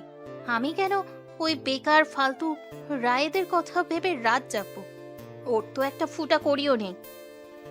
নীলা নিজেকে বোঝানোর চেষ্টা করে যে সে রায়েতকে চরম ঘৃণা করে, কিন্তু তার অবচেতন মন বারবার রায়েতকেই খুঁজছে। সে কোনো মতো রেডি হয়ে বাড়ি থেকে বের হয়। উদ্দেশ্য গ্রামের হাটে যাওয়া। সে জানে রায়েত সাধারণত সকালের দিকে হাটের চারপাশে থাকে। আজ ওর সাথে দেখা হলে আমি বুঝিয়ে দেব যে আমি কে। কালও আমার নার্ভাসের সুযোগ নিয়েছে, আজ আমি ওর ইগো ভাঙবো। নীলা হাটে পৌঁছায়। সকালের হাট বেশ জমজমাট। গ্রামের মানুষজন শাক সবজি, মাছ, মুরগি নিয়ে বসেছে। নীলা চারিদিকে চোখ বুলিয়ে রায়েতকে খোঁজে। হঠাৎ সে দেখে হাটের একদম মাঝখানে বেশ বড় একটা জটলা। সেখানে গ্রামের সুদখোর মহাজন, যার নাম জব্বর। সে কাশেম চাচাকে গলার ধরে অপমান করেছে, আর ঠিক পাশেই দাঁড়িয়ে আছে রায়েত। কিরে কাশেম, কাল তোকে সময় দিচ্ছিলাম, কই আমার 60,000 টাকা কই? জাব্বার ভাই, দেহাই লাগে। আমারে আর 2টা দিন সময় দিন, মেয়ের বিয়ের গয়নাটা বন্ধক রাইখা আমি আপনার টাকা দিয়ে দিমু। তোর মেয়ের গয়না দিয়ে আমি কি করব? আমার টাকা এখনই চাই, নইলে আজই এই হাটের মাঝখানে তোর কাপড় খুইল্লা তোরে ন্যাংটা করুম। নীলা ভিড়ের একপাশে দাঁড়িয়ে এই দৃশ্য দেখছে। সে মনে মনে ভাবে এবার রায়েদ চরম অপমানিত হবে, কারণ জব্বর মহাজন গ্রামের অন্যতম প্রভাবশালী লোক, আর রায়েদের তো নিজেরই খাওয়ার টাকা নেই। কিন্তু রায়েদ খুব শান্তভাবে পকেট থেকে হাত বের করে জব্বরের সামনে গিয়ে দাঁড়ায়। কি ব্যাপার জব্বার সাহেব, সকাল সকাল এত চিল্লাপাল্লা করছেন কেন? গলার রক্ত ছিঁড়ে যাবে। তুই কে রে ছোকরা? তুই মাঝখানে আইলি কেনে? স্যার এখন সর এখান থেকে। আমি তো সরতেই চাইছিলাম, কিন্তু আপনার চিল্লানো শুনে মনে হলো আপনার বুঝি ডায়রিয়া হয়েছে, তাই প্যান্ট নষ্ট করার ভয়ে চিল্লাচ্ছেন। মুখ সামলা কথা ক ছোকরা, আমি জব্বর মহাজন। আমার একটা কথায় তোরেই হাটের মাঝখানে জ্যান্ত পিত্তা ফেলবো। তা তো করবেনই, কিন্তু জ্যান্ত পুঁততে তো লোক লাগবে। আপনার লোক কালু ভাই তো কাল রাতে অন্ধকারে পিছলে পড়ে হাত পা ভেঙে বিছানায় পড়ে আছে, খবর পাননি? কালুর কি হইছে না হইছে সেটা তুই কেমনে জানোস? তুই বেশি বকিস না, কাশেমের থেকে আমার টাকা তুইল্লা দিবি। আমি তো বেকার মানুষ জব্বার সাহেব, আমার কাছে টাকা কোথায়? তবে আপনার কাছে তো অনেক টাকা। শুনলাম ঢাকা শহরে নাকি আপনার 2টা অবৈধ ফ্ল্যাট আছে, আর সুইস ব্যাংকের মতো কোনো এক ভুয়া বিদেশি ব্যাংকে নাকি আপনার কোটি টাকার ব্ল্যাক মানি জমানো আছে। রায়েদের কথা শুনে জব্বরের মুখ ফ্যাকাশে হয়ে যায়। এই খবর তো গ্রামের কেউ জানে না। নীলাও অবাক হয়ে রায়েদের দিকে তাকিয়ে থাকে। তো তুই কি আবল তাবল বকতেছস? আমার কোনো ব্ল্যাক মানি নাই। তাই নাকি? তা আপনার ফোনটা তো একটু আগে থেকে কাঁপছে, ফোনটা ধরছেন না কেন? হয়তো কোনো খারাপ খবর আছে। ঠিক সেই মুহূর্তে জব্বরের ফোন বেজে ওঠে। স্ক্রিনে ঢাকা থেকে আসা একটা অচেনা নম্বর। জব্বর কাঁপা কাঁপা হাতে ফোনটা ধরে। হ্যালো। ফোনের ওপাশ থেকে অচেনা কণ্ঠ ভেসে আসে। জব্বর, আমি ঢাকা আন্ডারওয়ার্ল্ড থেকে বলছি। তোর সব ব্যাংক অ্যাকাউন্ট, তোর ওই বিদেশি অ্যাকাউন্টের কোটি টাকা আর ফ্ল্যাটের দলিল সবগুলো আমার হাতে। তুই যদি এখন 1 সেকেন্ডের মধ্যে ওই বুড়ো চাচার ঋণ মকুফ না করিস তবে তোর পুরো সাম্রাজ্য আমি জিরো করে দেব, আর তোকে পুলিশে ধরিয়ে দেব। ভাইজান আমারে মাফ কইরা দেন। আমি সব সাইডা দিতেছি, আমার টাকাগুলো মাইরেন না ভাইজান। তাহলে ওই চাচার পা ধরে ক্ষমা চায় এখনই। ফোন কেটে যায়। পুরো হাট নিস্তব্ধ। জব্বর মহাজন ফোনটা পকেটে রেখে হঠাৎ করে কাশেম চাচার পায়ের কাছে বসে পড়ে। কাশেম ভাই, আমারে মাফ কইরা দেন। আপনার কোনো টাকা আমার লাগবো না। আপনার ঋণ আমি আইস থেকে পুরো মুকুব কইরা দিলাম। জব্বার ভাই, এটা আপনি কি কইতাছেন? আপনি আমার পা ধরতেছেন কেন? আমি অনেক বড় পাপ করছি ভাইজান, আমারে আর কিছু কোয়েন না, আমি চাই। জব্বর মহাজন প্রায় দৌড়ে সেখান থেকে পালিয়ে যায়। পুরো হাটের মানুষ হতবাক। কেউ বুঝতে পারছে না হঠাৎ কি এমন হলো যে এত বড় মহাজন একজন সাধারণ চাচার পা ধরে ক্ষমা চাইল। নীলার চোখ তো কপালে উঠে গেছে। কি হলো এটা? জব্বর মহাজন এত ভয় পেল কেন? আর রায়েদ হাসছে কেন? ওর হাসির মধ্যে এমন কি রহস্য আছে যা আমি বুঝতে পারছি না? কাসেম চাচা, বলেছিলাম না আল্লাহ কাউকে খালি হাতে ফেরান না। যান, এবার মেয়ের বিয়ের বাজারটা আরাম করে করুন। রায়েদ বাবা, তুই কি কোনো জাদু জানিস? মহাজন এমনি পালাইলো কেন? আরে চাচা, আমি জাদু জানবো কোত্থেকে? মহাজন হয়তো স্বপ্নে জমদূত দেখেছে, তাই ভয় পেয়েছে। আপনি যান। কাশেম চাচা আনন্দে কাঁদতে কাঁদতে চলে যান। রায়েদ ঘুরে দাঁড়াতেই দেখে নীলা তার দিকে অবাক দৃষ্টিতে তাকিয়ে আছে। রায়েদ তার স্বভাবসুলভ টেনবার্গ হাসি দিয়ে নীলার দিকে এগিয়ে যায়। কি ব্যাপার নীলা, হাটে এসেছো কি স্কুটির পার্টস কিনতে, নাকি আমাকে দেখতে? তুমি জব্বর মহাজনকে কি বলেছো? ও এত ভয় পেল কেন? আমি আর কি বলবো, আমি তো শুধু বললাম ওর প্যান্ট নষ্ট হয়ে যাবে, এতে ভয় পাওয়ার কি আছে? তুমি মিথ্যে বলছো রায়েদ। আমি দেখেছি তুমি কিছু একটা করেছো। তুমি সাধারণ বেকার ছেলে নও। সাধারণ নয়, অসাধারণ বলতে পারো। তা তুমি এত নার্ভাস কেন? কালকে রাতের ঘুমের ওষুধটা কি কাজ করেনি? Shut up. আমি কোনো ঘুমের ওষুধ খাই নাই। আর তুমি নিজেকে বেশি চালাক ভেবো না। আমি তোমার আসল রূপ একদিন ঠিকই বের করব। আসল রূপ দেখলে তো তুমি পাগল হয়ে যাবে নীলা। থাক না, আমি এমনই থাকি। অন্তত তোমার সাথে ঝগড়া করে সময় তো কাটে। তোমার সাথে কথা বলাই আমার ভুল। তুমি একটা সাইকোপ্যাথ। আর তুমি একটা ইগোস্টিক কুইন। সাবধানে থেকো। অহংকারের পতন কিন্তু খুব শব্দ করে হয়। নীলার রাগে পা ঠুকে সেখান থেকে চলে যায়। রায়েদ মুচকি হাসে। সে জানে তার আমেরিকার হ্যাকার টিম ডেভিডের একটা ক্লিকেই জব্বরের মতো লোকার মাস্তানদের শেষ করে দেওয়া যায়। কিন্তু বড় খেলা তো এখনো বাকি। এদিকে হাটের কোলাহল থেকে দূরে নদীর ঘাটে সকালের মিষ্টি রোদ নদীর জলে চিকচিক করছে। রিয়া আজ একটা সাধারণ সুতির শাড়ি পরেছে, চোখে কাজল। সে ঘাটের সিঁড়িতে বসে পা দোলাচ্ছে আর শুভর জন্য অপেক্ষা করছে। কিছুক্ষণ পর শুভ সেখানে আসে। আপনি আমাকে এখানে কেন ডেকেছেন? কেউ দেখলে কি ভাববে? কে কি ভাববে তা দিয়ে আমার কি দরকার? আমি তো তোমাকে দেখতে চেয়েছি, তাই ডেকেছি। আপনি কিন্তু পাগলামি করছেন রিয়া। আমি একজন গরিব কৃষক, আর আপনি রহমান দাদুর নাতনি। তাতে কি হয়েছে? আমি তো আর তোমাকে আমার জমির দলিল লিখে দিতে ডাকিনি। আমি শুধু তোমাকে একটা কথা বলতে চাই। কি কথা? কাল রাতে তুমি যেভাবে আমাদের বাড়ি ছুটে গিয়েছিলে, আমি মুগ্ধ হয়ে গেছি শুভ। আমি তোমাকে পছন্দ করি, খুব পছন্দ করি। আস্তাগফিরুল্লাহ, এসব কি বলছেন? আপনি আমার মতো ছেলের সাথে আপনার যায় না। আপনার ভাই জানলে আমাকে জ্যান্ত পুঁতে ফেলবে। আমার ভাই জ্যান্ত পুঁতবে না, বরং তুমি যদি আমাকে রিজেক্ট করো তাহলে আমার ভাই তোমাকে আমেরিকা থুক্কু মানে জাহান্নামে পাঠিয়ে দেবে। আমেরিকা? জাহান্নাম? আপনি কি বলছেন? আমি তো কিছুই বুঝতে পারছি না। বুঝতে হবে না, তুমি শুধু বলো তুমি আমাকে পছন্দ করো কি না। আমি এইসব নিয়ে কখনো ভাবিনি। তাহলে এখন ভাবো। আমি রিয়া তালুকদার। আমি যা চাই তা তো আমি আদায় করেই ছাড়ি। আর তোমাকে তো আমি মন থেকে চেয়েছি। কিন্তু আপনার পরিবার কি আমাকে মেনে নেবে? আমি তো আপনাদের সমকক্ষ নই। পরিবারকে আমি সামলাবো। তুমি শুধু আমার হাতটা শক্ত করে ধরো, বাকিটা আমি আমার ভাইয়া ঠিকই ম্যানেজ করে নেব। শুভর চোখে মুখে এক অদ্ভুত দ্বন্দ্ব। সে রিয়াকে পছন্দ করে। রিয়ার সরলতা তাকে টানে, কিন্তু সমাজের ভয় তাকে পিছিয়ে দেয়। রিয়া হাসি মুখে শুভর দিকে হাত বাড়িয়ে দেয়। শুভ দ্বিধাগ্রস্তভাবে রিয়ার হাতটা ধরে।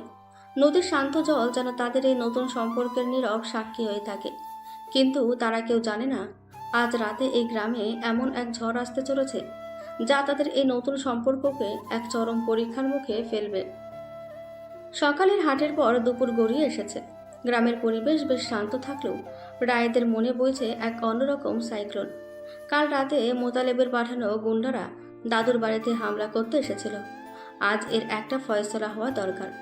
রায়েদ সোজা গিয়ে ঢোকে গ্রামের সবচেয়ে বড় দোতলা বাড়িটায়, চেয়ারম্যান মোতালেবের বাড়িতে। ড্রয়িং রুমে তখন মোতালেব খবরের কাগজ পড়ছিলেন, আর একটু দূরে সোফায় বসে নীলা ম্যাগাজিন উল্টাচ্ছে। কি ব্যাপার চেয়ারম্যান সাহেব, দুপুরে খাওয়ার পর কি ঘুমটা ভালো হয়নি? হঠাৎ রায়েদের গলার আওয়াজ শুনে মোতালেব চমকে ওঠেন। নীলাও ম্যাগাজিন থেকে চোখ তুলে তাকায়। রায়েদ কারো অনুমতির তোয়াক্কা না করে সোজা গিয়ে মোতালেবের দামি লেদার সোফায় বসে পড়ে। শুধু বসেই ক্ষান্ত হয় না, নিজের কাদা মাখানো জুতো সমেত পা তুলে দেয় সোফার উপর। এই ছেলে, তোর এত বড় সাহস! তুই আমার বাড়িতে ঢুকে আমার সোফায় জুতো নিয়ে পা তুলেছিস? জুতো তো পায়ের জিনিস চেয়ারম্যান সাহেব, আর আপনার সোফাটা বেশ আরামদায়ক, তাই একটু রিল্যাক্স করছি। সমস্যা কি? রায়, তুমি পাগল হয়ে গেছো? এখনই পা নামাও বলছি। আরে নীলা, তুমিও আছো দেখছি। কাল রাতের পর তো তোমার হার্টবিট নর্মাল হওয়ার কথা না, তা কেমন আছো? মুখ সামলে কথা বলো অসভ্য ছেলে।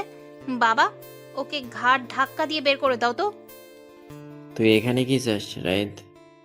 তোর বুড়ো দাদুকে বলিসনি আজ বিকালের মধ্যে জমির দলিল নিয়ে আমার কাছে আসতে? সেই দলিলে সাইন করার ব্যাপারেই তো কথা বলতে এলাম। কাল রাতে আপনার পাঠানো ইঁদুরগুলো তো অন্ধকারে রাস্তা ভুলে গিয়েছিল, তাই ভাবলাম আমি নিজেই এসে আপনাকে আপডেটটা দিই। কি বলছিস তুই? কিসের ইঁদুর? ওই যে কালু আর তার চামচারা, বেচারাদের হাড়গোড় এত নরম, একটু ধরতেই মটমট করে ভেঙে গেল। এখন তো তারা হসপিটালে শুয়ে আপনার নাম জপছে। তুই তুই কালুকে মেরেছিস? তোর এত বড় বুকের পাটা! বুকের পাটা তো আপনার বড়, চেয়ারম্যান সাহেব। রহমান তালুকদারের জমিতে হাত দেওয়ার সাহস করেছেন। আপনি জানেন না, ওই জমির প্রতিটা ধূলিকণায় আমার দাদুর সম্মান মিশে আছে। তোর দাদুর সম্মান নিয়ে আমি কি করব? ওই জমি আমার চাই। আর তুই যদি বেশি বাড়াবাড়ি করিস তাহলে কাল তোকে এই গ্রাম থেকে গুম করে দেব। গুম? আমাকে? আপনি তো অনেক মজার জোকস বলতে পারেন দেখছি, কিন্তু আমি তো জোকস পছন্দ করি না। আমি পছন্দ করি অ্যাকশন।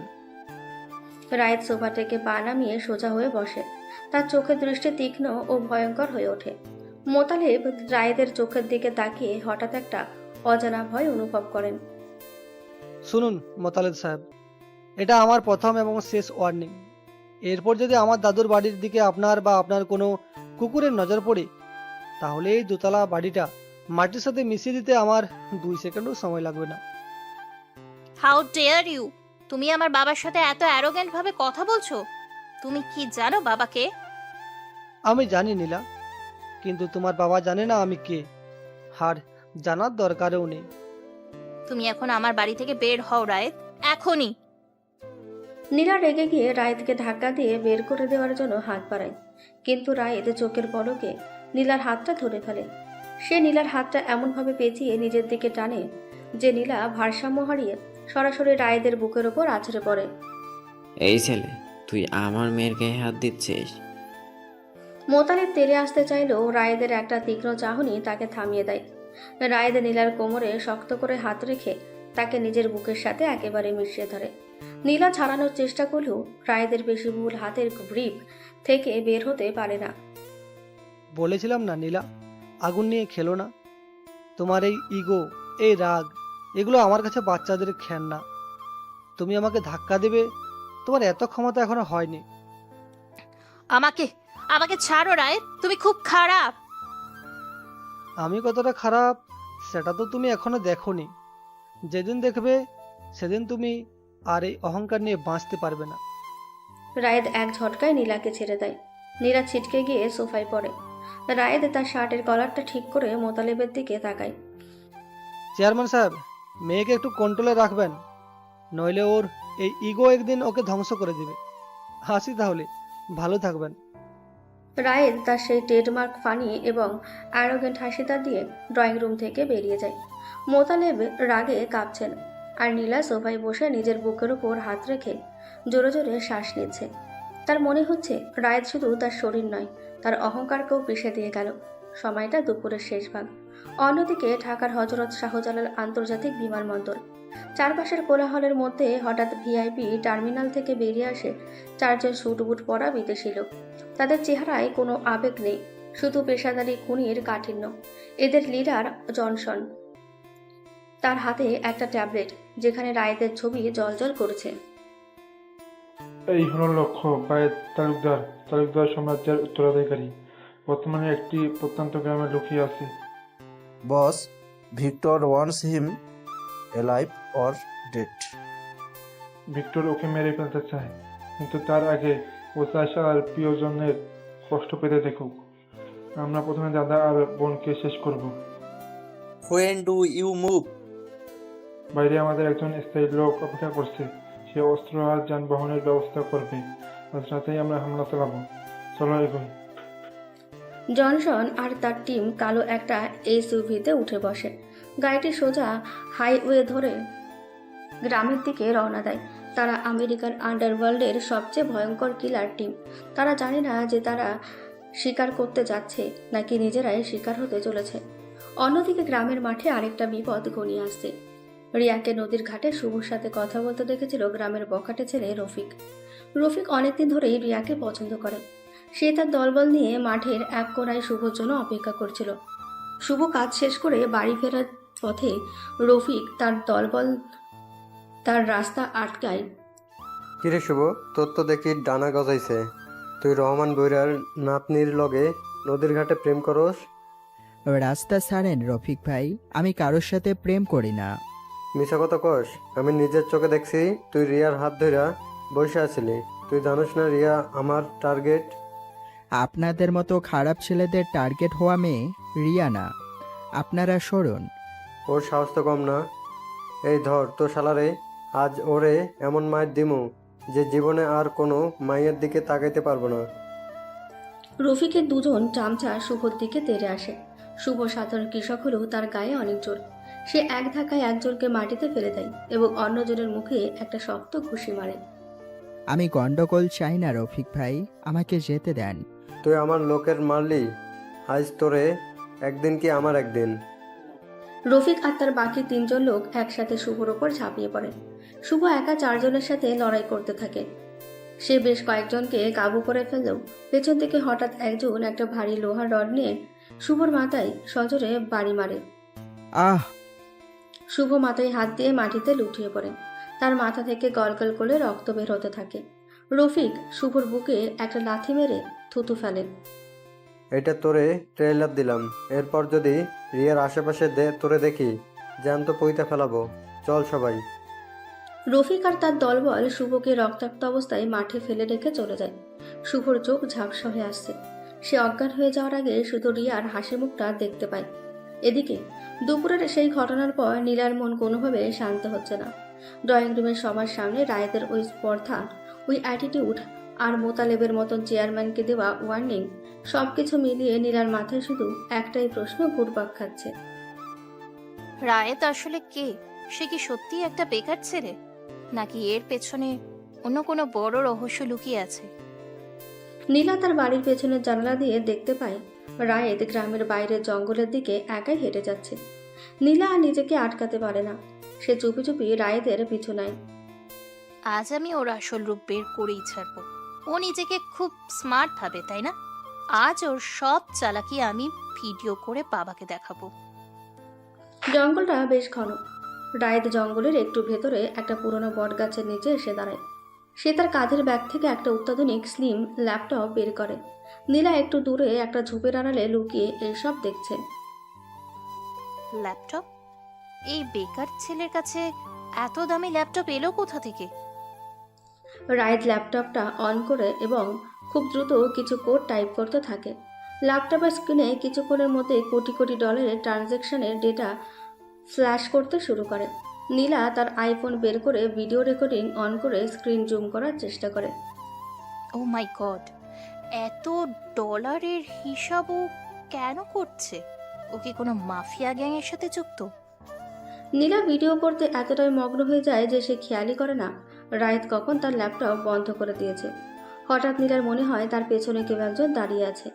একটা শীতল হাওয়া যেন তার ঘাড়ের কাছে দিয়ে বয়ে যায়। খুব তো ভিডিও করছো চেয়ারম্যান কন্যা, তা এই ভিডিও দিয়ে কি করবে? ইউটিউবে ছাড়বে নাকি বাবাকে দেখাবে?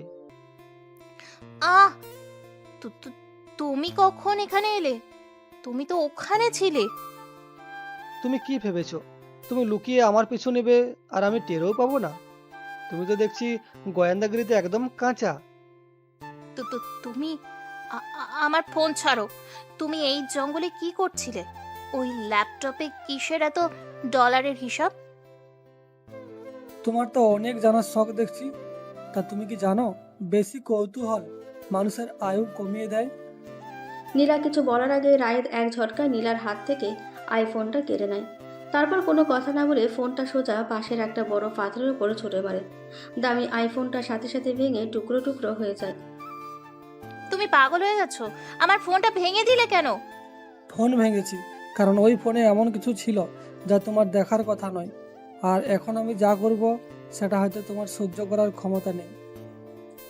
রায়েদের গলায় এবার কোনো ফানি বা মস্করার সুর নেই। তার চোখে চরম অন্ধকার আর সাইকোপ্যাথিক লুক।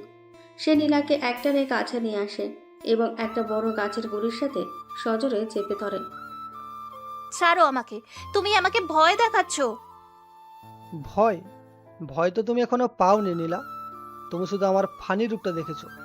তুমি জানো না আমি আসলে কতটা ভয়ঙ্কর হতে পারি। রায়েদের পেশিবহুল শরীরের চাপে নীলা প্রায় পৃষ্ঠ হওয়ার উপক্রম। রায়েদের একটা হাত নীলার কোমরে শক্ত হয়ে চেপে বসেছে, আর অন্য হাতটা নীলার কানের পাশে গাছের সাথে রাখা। রায়েদের উষ্ণ বর্ণ নিঃশ্বাস নীলার মুখের উপর পড়ছে। তো তো তুমি কি চাও রায়েত? তুমি কি আমাকে মারতে চাও? মারতে চাইলে তো তুমি এতক্ষণে শেষ হয়ে যেতে। আমি তো তোমাকে কিছু বোঝাতে চাইছি। রায়ে তার মুখটা নীলার ঘাড়ের একদম কাছে নিয়ে যায়। নীলা ভয়ে চোখ বন্ধ করে ফেলে। রায়েদের ঠোঁট প্রায় নীলার ঘাড় ছুঁয়ে আছে। নীলার শরীরের প্রতিটি লোমকূপ যেন জেগে ওঠে। ভয় এবং অদ্ভুত এক কামনার মিশ্রণে নীলা থরথর করে কাঁপতে থাকে। তুমি আগুন নিয়ে খেলছো নীলা। তুমি ভাবছো আমি তোমার বাবার কাছে ওয়ার্নিং দিয়ে ভয় পেয়েছি। তুমি জানো না আমি কে। আমি কে জানলে তোমার রাতের ঘুম হারাম হয়ে যাবে। প্লিজ রায়েত, আমাকে ছেড়ে দাও। আমি কাউকে কিচ্ছু বলবো না। বললেও কে বিশ্বাস করবে না। কারণ রায়েত তালুকদার যখন কোনো গেম খেলে তখন সে কোনো প্রমাণ রাখে না। আজ থেকে তুমি আমার নজরে আছো। তোমার একটা ভুল পদক্ষেপ আর তোমার বাবার অহংকার আমি এমনভাবে ভাঙবো যে তোমরা ভিখারি হয়ে রাস্তায় ঘুরবে। রায়েদ নীলার ঘাড়ে খুব হালকা করে একটা চুমু দেয়, যা নীলার পুরো শরীরে একটা বিদ্যুৎ খেলে যাওয়ার মতন অনুভূতি তৈরি করে। তারপর সে নীলাকে ছেড়ে দিয়ে ল্যাপটপটা ব্যাগে ভরে জঙ্গলের আরেক দিকে হাঁটা শুরু করে। নীলা গাছের সাথে হেলান দিয়ে বসে পড়ে। তার দম বন্ধ হয়ে আসছে। রায়েদের ওই সাইকোপ্যাথ রূপ এবং তীব্র রোমান্টিক স্পর্শ তাকে রীতিমতন পাগল করে দিয়েছে। ও কি চায়? ওর স্পর্শে এত নেশা কেন? আমি ওকে ঘৃণা করতে চাই, কিন্তু ও যখন আমার কাছে আসে তখন আমি সব ভুলে যাই কেন? অন্যদিকে জঙ্গলের বাইরে গ্রামের রাস্তা ধরে দৌড়াচ্ছে রিয়া। তার চোখে জল। কিছুক্ষণ আগে গ্রামের এক ছেলে এসে তাকে খবর দিয়েছে যে শুভকে কে বা কারা মেরে রক্তাক্ত অবস্থায় মাঠে ফেলে রেখেছিল। এখন শুভকে উপজেলা স্বাস্থ্যকেন্দ্রে নিয়ে যাওয়া হয়েছে। শুভ, শুভ, তোমায় কিচ্ছু হতে দেব না আমি। কারাই এই কাজ করলো, আমি ওদের ছাড়বো না। রিয়া পাগলের মতন দৌড়ে স্বাস্থ্যকেন্দ্রে পৌঁছায়। সেখানে একটা বেডে শুয়ে আছে শুভ। তার মাথায় ব্যান্ডেজ, মুখটা রক্তে মাখামাখি। শুভকে এই অবস্থায় দেখে রিয়া নিজেকে আর ধরে রাখতে পারে না। সে শুভর বেডের পাশে হাঁটু গেড়ে বসে হাউমাউ করে কেঁদে ওঠে। শুভ, এই শুভ, চোখ খোলো না শুভ। কারা তোমাকে এই অবস্থা করলো? রিয়া, রফিক আমাকে মেরেছে। ওরা বলছিল আপনার সাথে কথা বললে আমাকে জ্যান্ত পুঁতে ফেলবে। রফিক? এই বখাটে রফিকের এত বড় সাহস! তুমি চিন্তা করো না শুভ, আমি এর বিচার করব। রিয়া চোখ মুছে নিজের ফোন বের করে। তার হাত কাঁপছে। সে সোজা রায়েতকে কল করে। কি রে রিয়া, তুই কোথায়? বাসায় তো দেখলাম না। ভাইয়া, ভাইয়া, ওরা আমার শুভকে মেরেছে। ওর মাথা ফাটিয়ে দিয়েছে। কি বলছিস তুই? কে মেরেছে শুভকে? ওই গ্রামের রফিক। ও শুভকে হুমকি দিয়েছে যেন আমার সাথে কথা না বলে। ভাইয়া, শুভ এখন হসপিটালে। ওর অনেক রক্ত পড়েছে। তুই শান্ত হ রিয়া, আমি আসছি। ভাইয়া, আমি বিচার চাই। আমার শুভর গায়ে হাত তোলার শাস্তি ওদের পেতেই হবে। তুমি ওদের ছাড়বে না ভাইয়া? বলো না তুমি ওদের ছাড়বে না। রায়েত ফোনটা পকেটে রাখে। তার চেহারায় এবার আর কোনো হাসি নেই, কোনো ফানি রূপ নেই। তার চোয়াল শক্ত হয়ে গেছে। দাদুর বাড়ির দিকে নজর দেওয়ায় মোতালেবকে সে ওয়ার্নিং দিয়েছিল, কিন্তু তার বোনের ভালোবাসার মানুষের গায়ে হাত তোলায় সে আর কাউকে ওয়ার্নিং দেবে না। রফিক, তুমি একটা নিরীহ ছেলের গায়ে হাত তোলনি। তুমি রায়েত তালুকদারের ইগোতে আঘাত করেছো। আজ রাতে তুমি আর তোমার দলবল বুঝবে আমেরিকার স্পেশাল ফোর্সের কমব্যাট স্কিল কতটা ভয়ঙ্কর হতে পারে। বিকেল গড়িয়ে সন্ধ্যা নামছে। রায়েত জঙ্গলের পথ ধরে দ্রুত গ্রামের দিকে এগোতে থাকে। আজ রাতে শুধু মোতালেবের ষড়যন্ত্র আর ভিক্টরের কিলারদের সাথেই তার মোকাবেলা হবে না, রফিকের মতন লোকাল বখাটেদেরও সে চরম শিক্ষা দেবে। রায়েত তালুকদারের আসল রূপ দেখার জন্য পুরো গ্রাম যেন এক অজানা আতঙ্কে অপেক্ষা করছে। রাত 9টা। গ্রামের একদম প্রান্তে থাকা ভাঙাচোরা ক্লাবঘরটায় সাধারণত রাতের বেলা কেউ আসে না, কিন্তু আজ সেখানে আলো জ্বলছে আর ভেতর থেকে অট্টহাসির আওয়াজ আসছে। রফিক আর তার দলবল, যারা বিকেলে শুভকে মেরেছিল, তারা সেখানে বসে মদ খাচ্ছে আর তাস পেটাচ্ছে। শালা শুভর সাহস দেখছস? আমার মুখের উপরে কথা কয়। আজ যেই মার দিছি এরপর আর মাইয়ের দিকে তাকানোর সাহস পাইব না। রফিক ভাই, আপনার হাতে তো পুরো লোহার মতো। একটা বাড়িতে শালা শুইয়া পড়ছে। আরে এটা তো কিছু না। কালকে কালকে রহমান বইরার নাতনিরে সোজা তুলে নিয়ে যামু, দেখমু ওই বেকার রায় কি করতে পারে। রফিকের কথা শেষ হওয়ার আগেই হঠাৎ ক্লাব ঘরের দরজাটা সজোরে খুলে যায়। দরজার বাইরে দাঁড়িয়ে আছে রায়েদ। তার পরনে কালো শার্ট, হাতা কোটানো, চেহারায় কোনো হাসি বাইগো নেই, শুধু এক শীতল ভয়ঙ্কর নীরবতা। কিরে রিয়াদ, তুই এত রাইতে এখানে কি চাস? মরার শখ হয়েছে নাকি? রায়েদ কোনো কথা না বলে ধীর পায়ে ক্লাব ঘরের ভেতরে ঢোকে এবং দরজাটা ভিতর থেকে লক করে দেয়। পকেট থেকে একটা চাবি বের করে সেটা প্যান্টের পকেটে রেখে সে রফিকের দিকে স্ত্রীর দৃষ্টিতে তাকায়। মরার শখ তো আমার না রফিক, তোর হয়েছে।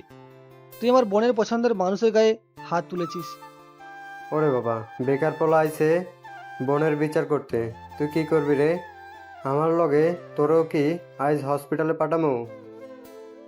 হসপিটালে তো তোরা যাবি রফিক, কিন্তু আমি তোদের এমনভাবে পাঠাবো যে তোদের বাকি জীবনটা হুইল চেয়ারেই কাটাতে হবে। রফিক আর তার তিনজন চামচা হাসতে হাসতে রামদা আর লাঠি নিয়ে রায়েদের দিকে তেড়ে আসে। রায়েদ বিন্দুমাত্র না ঘাবড়ে এক জায়গায় স্থির হয়ে দাঁড়িয়ে থাকে।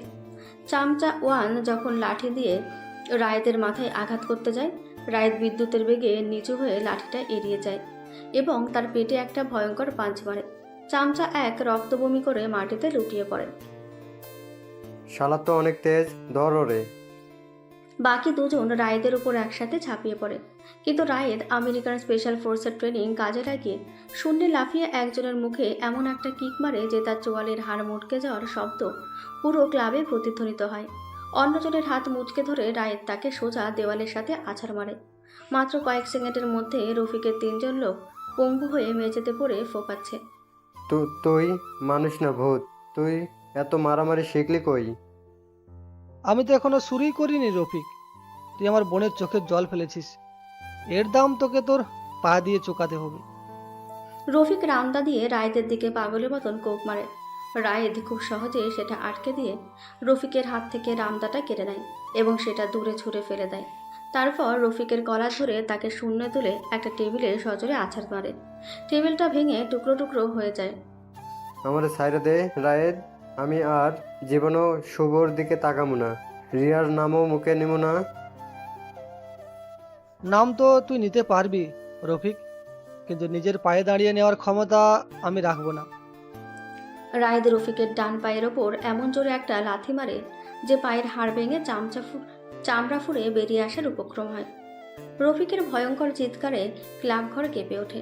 রায়েদ তার শার্টের গলা ঠিক করে ক্লাব ঘরের দরজা খুলে অন্ধকারে বেরিয়ে যায়। রায়েদ গ্রামের রাস্তা ধরে দাদুর বাড়ির দিকে হাঁটছে। তার মনে হচ্ছে আজ রাতের ধ্বংসযজ্ঞ সবে শুরু হয়েছে। হঠাৎ তার পকেটে থাকা হাইটেক ডিভাইসটা বেজে ওঠে। স্ক্রিনে লেখা মম কলিং। রায়েদ দ্রুত কলটা রিসিভ করে। হ্যালো মা, এত রাতে কল করছো কেন? সব ঠিক আছে তো? রায়েদ বাবা, তুই ঠিক আছিস তো? তোর কোনো ক্ষতি হয়নি তো? মা, তুমি কাঁদছো কেন? আমি ঠিক আছি, কি হয়েছে? রায়েদ, পরিস্থিতি সুবিধার না। ভিক্টোরের লোকেরা বাংলাদেশে ঢুকে পড়েছে। ওরা আমাদের আমেরিকার হেডকোয়ার্টারে অ্যাটাক করার প্ল্যান করেছিল, কিন্তু আমাদের সিকিউরিটি ওদের আটকে দিয়েছে। তবে ওরা জানতে পেরেছে যে তুই বাংলাদেশে তোর দাদুর বাড়িতে আছিস। আমি জানি বাবা, ডেভিড আমাকে আপডেট দিয়েছে, আমি ওদের সামলাতে পারবো। না রায়েদ, তুই একা পারবি না। ওরা প্রফেশনাল কিলার, সাথে ঢাকা আন্ডারওয়ার্ল্ডের গ্যাংস্টাররাও আছে। আমি আর তোর মা আমাদের প্রাইভেট জেটে নিয়ে ঢাকা নামছি। তুই রিয়া আর তোর দাদুকে নিয়ে সাবধানে থাক। আমাদের শ্যাডো ফোর্স অলরেডি ঢাকায় পথে। বাবা, তুমি চিন্তা করো না, আমি দাদু আর রিয়াকে কিছু হতে দেব না। ভিক্টরের লোকরা আজ রাতে এই গ্রামে ঢুকে আর জ্যান্ত ফিরতে পারবে না। সাবধানে থাকিস বাবা, আমরা আসছি। কল কেটে যায়। রায়েদ বুঝতে পারে পরিস্থিতি এখন আর শুধু গ্রামের মাস্তানদের মধ্যে সীমাবদ্ধ নেই। আমেরিকান আন্ডারওয়ার্ল্ড সরাসরি তার উপর হামলা করতে আসছে। সে দ্রুত দৌড়ে দাদুর বাড়িতে পৌঁছায়। রাত 11টা, পুরো গ্রাম নিস্তব্ধ। রায়েদ দাদু আর রিয়াকে একটা ভেতরের ঘরে লুকিয়ে রেখে বাইরে বেরিয়ে আসে। সে দেখে দাদুর বাড়ির সামনের রাস্তায় পরপর 5টা কালো প্রাডো গাড়ি এসে থামে। গাড়িগুলো থেকে ঢাকা আন্ডারওয়ার্ল্ডের গ্যাংস্টাররা এবং শুটবুট পরা আমেরিকান কিলাররা নামে। তাদের হাতে আধুনিক আগ্নেয়াস্ত্র। প্রায় 30 জনের একটা ভয়ঙ্কর গ্যাং পুরো বাড়ি ঘিরে ফেলে। জনসন বলে, বাড়িটা ঘিরে ফেলো, কেউ যেন জীবিত বের হতে না পারে। বাইরের তালুকদারকে খুঁজে বের করো, আমার কাছে নিয়ে এসো। এদিকে চেয়ারম্যান মোতালেবের দোতলা বাড়ির ছাদে দাঁড়িয়ে আছে নীলা। তার হাতে একটা টেলিস্কোপ, যা দিয়ে সে রাতের আকাশে তারা দেখত। হঠাৎ গাড়ির আওয়াজ আর হেডলাইটের আলো দেখে সে টেলিস্কোপ দিয়ে দাদুর বাড়ির দিকে তাকায়। ও মাই গড, এগুলো কারা? এদের হাতে তো বন্দুক। এত দামি গাড়ি এই গ্রামে কোথা থেকে এলো? আর রায়েত রায়েত একা কেন ওখানে দাঁড়িয়ে আছে? নীলা দেখতে পায় রায়েদ একটা সাধারণ লোহার রড হাতে নিয়ে সে 30 জন কিলারের সামনে এসে দাঁড়ায়। তার চেহারায় কোনো ভয় নেই, বরং সেই পুরনো ফানি অ্যারোগেন্ট হাসিটা লেগে আছে। তুমি কি বায়াদের তালুকদার লোহার রড দিয়ে আমাদের সাথে লড়াই করার পরিকল্পনা করছে? তুমি একটা বোকা। I might be a fool, Johnson, but I am the fool who was going to send you all straight to hell. Victor sent his dogs, but he forgot to warn them about the lion. Dhaka আন্ডারওয়ার্ল্ডের একজন ডন তার বন্দুক রায়েদের দিকে তাক করে। বেশি কথা কস তুই ছোকরা, আজই তোরে জ্যান্ত ফুটো করমু। ফুটো তো তোদের হবে, আর সেটা এমন জিনিস দিয়ে হবে যা তোরা জীবনও দেখিসনি। ঠিক সেই মুহূর্তে আকাশের বুক চিরে প্রচণ্ড শব্দ করে একটা বিশাল ব্ল্যাক হক হেলিকপ্টার গ্রামের ওপর ঘুরতে শুরু করে।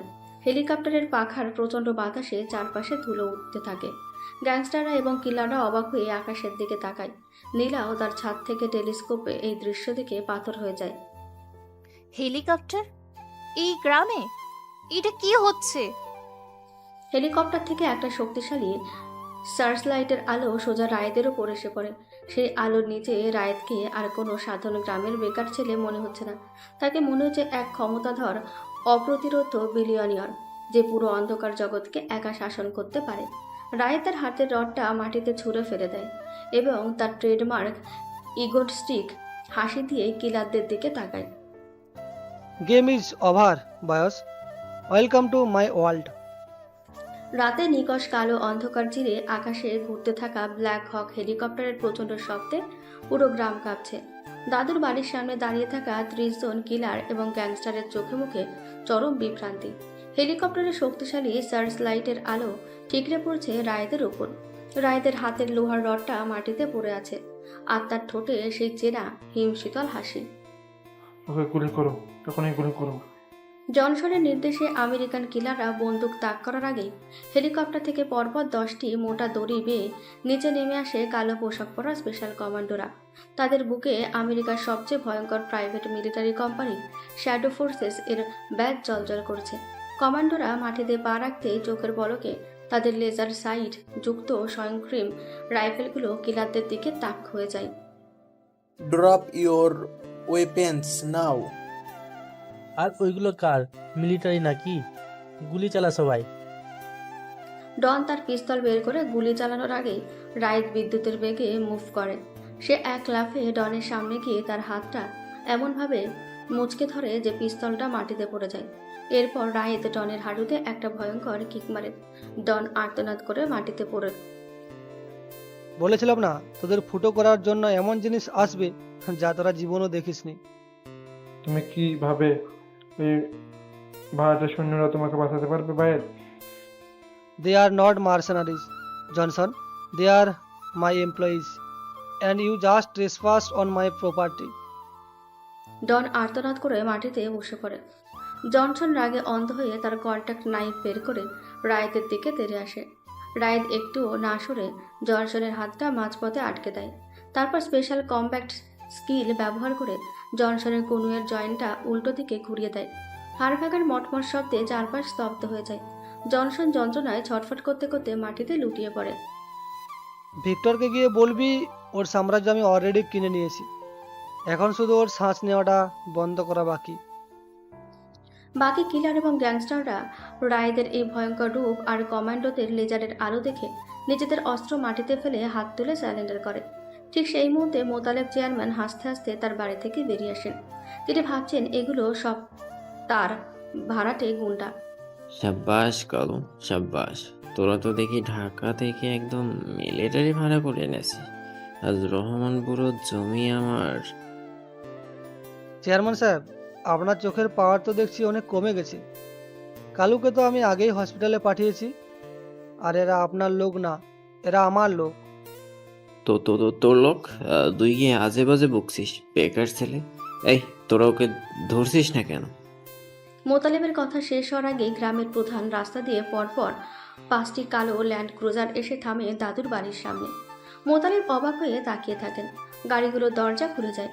মাঝখানে গাড়িটি থেকে নামেন ছুট পড়া এক মাঝবয়সী গম্ভীর চেহারার মানুষ। তার সাথে একজন অত্যন্ত সুন্দরী আভিজাত্যে ঘেরা নারী। তারা রায়েদের বাবা এবং মা। রায়, তুই ঠিক আছিস বাবা? আমি ঠিক আছি বাবা, সব কন্ট্রোলে আছি। মোতালেব রায়েদের বাবার দিকে তাকিয়ে যেন ভূত দেখার মতন চমকে ওঠেন। তিনি এই মুখটা চেনেন। ফোর্বস ম্যাগাজিনের প্রচ্ছদে এই চেহারা তিনি অনেকবার দেখেছেন। তিনি তো আমেরিকার টপ বিলিয়নিয়ার বিজনেস টাইকুন। আপনি আপনি এই গ্রামে? আপনি তো রহমানপুরের ছেলে। হ্যাঁ, আমি রহমান তালুকদারের ছেলে। আর এই রায়েত আমার একমাত্র উত্তরাধিকারী। তুমি আমার ছেলের গায়ে হাত তোলার সাহস করেছো মোতালেব। মোতালেব বুঝতে পারেন যে তিনি এতদিন কার সাথে ইগো দেখাচ্ছিলেন। তার অহংকারের পাহাড় মুহূর্তের মধ্যে ধসে পড়ে। তিনি কাঁপতে কাঁপতে রায়েদের বাবার পায়ের কাছে বসে পড়েন। আমারে মাফ কইরা দেন ভাইজান, আমি বুঝতে পারিনি। আমারে ধ্বংস কইরেন না। তুমি তো ধ্বংস হয়ে গেছো মোতালেব। কাল সকালের মধ্যে তোমার সব দুর্নীতি, তোমার সব অবৈধ সম্পত্তির হিসাব পুলিশের কাছে পৌঁছে যাবে।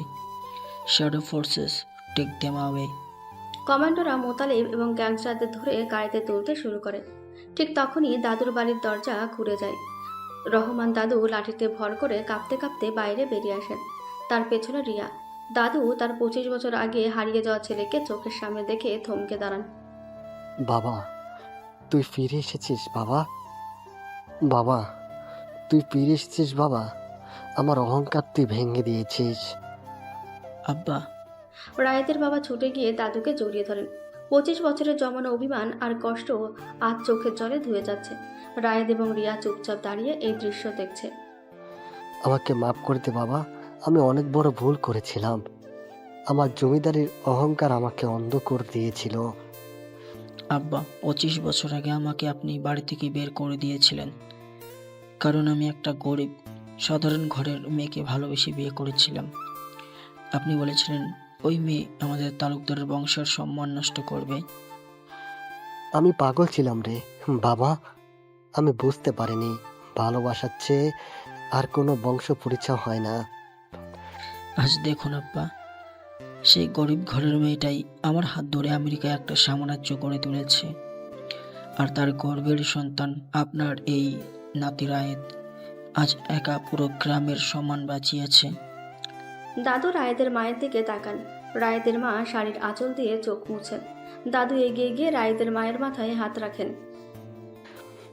মারে, তুই আমার সব অপরাধ ক্ষমা করে দিস। আমি তোদের চিনতে পারিনি। এসব কি বলছেন আব্বা? আপনি আমাদের মুরব্বী। আপনার দোয়াতেই তো আজ আমরা এত দূর আসতে পেরেছি। পুরো পরিবেশটা এক চরম আবেগে ভারী হয়ে ওঠে। নীলা তার ছাদ থেকে নিচে নেমে এসেছে। সে মোতালেবের বাড়ির গেটের কাছে দাঁড়িয়ে পাথর হয়ে সব দেখছে। যে ছেলেকে সে বেকার খ্যাত বলে অপমান করেছে, সে আসলে পুরো বিশ্বের অন্যতম ধনী এবং ক্ষমতাবান পরিবারের একমাত্র ছেলে। নীলার অহংকার, তার ইগো সবকিছু কাছের মতন ভেঙে চুরমার হয়ে যায়। সে আর দাঁড়িয়ে থাকতে পারে না। মাটিতে হাঁটু গেড়ে বসে হাউমাউ করে কাঁদতে শুরু করে। নীলা। রায়েত ধীর পায়ে নীলার কাছে এগিয়ে যায়। নীলা মুখ নিচু করে কাঁদছে। রায়েত নীলার সামনে হাঁটু গেড়ে বসে তার থুতনি ধরে মুখটা উপরে তোলে। আমাকে আমাকে ক্ষমা করে দাও রাহেত। আমি অনেক বড় অপরাধ করেছি। আমি তোমার সাথে খুব খারাপ ব্যবহার করেছি। কোথায় গেল তোমার সেই অহংকার, মিস চেয়ারম্যানের কন্যা? বলেছিলাম না আমি কে জানলে রাতের ঘুম হারাম হয়ে যাবে। আমার সব অহংকার ভেঙে গেছে রায়েত। আমি বুঝতে পেরেছি যে টাকার গরম আর ক্ষমতার অহংকার কতটা ঠুনকো। তুমি আমাকে শাস্তি দাও, যা খুশি করো, কিন্তু আমাকে আর ঘৃণা করো না। ঘৃণা তো আমি তোমাকে কোনোদিনও করিনি নীলা। আমি শুধু তোমার ওই ফেক ইগোর পর্দাটা সরাতে চেয়েছিলাম। আর আজ তুমি একদম সত্যিকারের নীলা হয়ে আমার সামনে বসে আছো। রায়েত নীলাকে দুই হাতে জড়িয়ে ধরে তার বুকের সাথে মিশিয়ে নেয়। অন্ধকারের মধ্যে রায়েদের পেশিবহুল উষ্ণ শরীর নীলার শরীরকে রীতিমতন ভিসে ফেলে। নীলা এবার আর কোনো বাধা দেয় না, বরং নিজেকে পুরোপুরি সমর্পণ করে দেয়। রায়েদের বুকের ভেতর মুখ লুকিয়ে নীলা বাচ্চাদের মতন কাঁদতে থাকে। রায়েত ফিসফিস করে নীলার কানের কাছে বলে, welcome to my world, arrogant queen. দুজনের মধ্যে তৈরি হয় এক গভীর বন্য এবং নেশাধর রোমান্টিক মুহূর্ত, যেখানে কোনো ইগো নেই, শুধু আছে তীব্র ভালোবাসা। রাত পেরিয়ে সকাল হয়। কাল রাতে ঝড়ের পর গ্রামটা যেন নতুন করে সেজে উঠেছে। রায়েত, তার বাবা, মা এবং রিয়া সোজা চলে যায় উপজেলা স্বাস্থ্যকেন্দ্রে। সেখানে বেডে শুয়ে আছে শুভ, তার মাথায় ব্যান্ডেজ, কিন্তু সে এখন আশঙ্কা মুক্ত। রিয়া দৌড়ে গিয়ে শুভর হাত ধরে। শুভ, তুমি ঠিক আছো? অনেক ব্যথা করছে। আমি ঠিক আছি রিয়া, কিন্তু আপনারা সবাই এখানে? তুমি আমার মেয়ের সম্মান আর জীবন বাঁচানোর জন্য নিজের জীবনের ঝুঁকি নিয়েছো শুভ। তোমার মতো সাহসী এবং সৎ ছেলে আমি খুব কমই দেখেছি। আমি তো শুধু আমার দায়িত্ব পালন করেছি চাচা যান। আমি একজন গরিব কৃষক, আমি আর কি করতে পারি বলেন? তুমি গরিব নও শুভ, তোমার মনটা অনেক বড়। আমি রিয়া আর তোমার সম্পর্কের কথা শুনেছি। আমার কোনো আপত্তি নেই। তুমি সুস্থ হলে আমি তোমাকে আমেরিকা নিয়ে যাব। সেখানে তুমি পড়াশোনা করবে, আমাদের ব্যবসা দেখবে, তুমি আমাদের পরিবারের একজন হয়ে থাকবে। চাচা যান, আপনি এসব কি বলছেন? আমি তো কিছুই বুঝতে পারছি না। বোঝার দরকার নেই বাদারিল্ল, শুধু এটা মনে রেখো, রিয়া তালুকদার যা চায় তা তো সে পেয়েই ছাড়ে। আর আমার বোনকে তুমি যখন ভালোবেসেছ, তখন তোমাকে এই বেকার শ্যালকের কথাটা শুনতেই হবে। শুভ চোখ দিয়ে আনন্দের জল গড়িয়ে পড়ে। রিয়া হাসি মুখে শুভর কপালে হাত রাখে। রায়েদের ফানি কথায় পুরো কেবিনের পরিবেশ হালকা হয়ে যায়। কিন্তু এই আনন্দের মাঝে একটা দুঃখের ছায়া নেমে আসে দাদুর বাড়িতে। কাল রাতের অতিরিক্ত ইমোশনাল 25 বছর পর ছেলেকে ফিরে পাওয়ার আনন্দ এবং মানসিক ধকলের কারণে দাদু হার্ট অ্যাটাক হয়। হসপিটাল থেকে ফিরে রায়েত আর তার বাবা দাদুর বিছানার পাশে গিয়ে বসে। দাদুর শ্বাসকষ্ট হচ্ছে। বাবা, আমার সময় শেষ হয়ে এসেছে। আব্বা, এমন কথা বলবেন না। আমরা আপনাকে উন্নত চিকিৎসার জন্য আমেরিকায় নিয়ে যাব। না রে বাবা, আমি আমার এই জমিদারের মাটিতে মরতে চাই। আমার আর কোনো আফসোস নেই। আমি আমার ছেলে, বৌমা, নাতি নাতনিদের একসাথে দেখেছি। এটাই আমার সবচেয়ে বড় শান্তি। দাদু, তুমি আমাকে ছেড়ে যেতে পারো না। তুমি না বলেছিলে আমি তোমার ঘাড়ের উপর বসে খাবো? তুই তো আমার বংশের অহংকার ভাইয়া। তুই একা আমার এই গ্রামটাকে বাঁচিয়ে দিলি।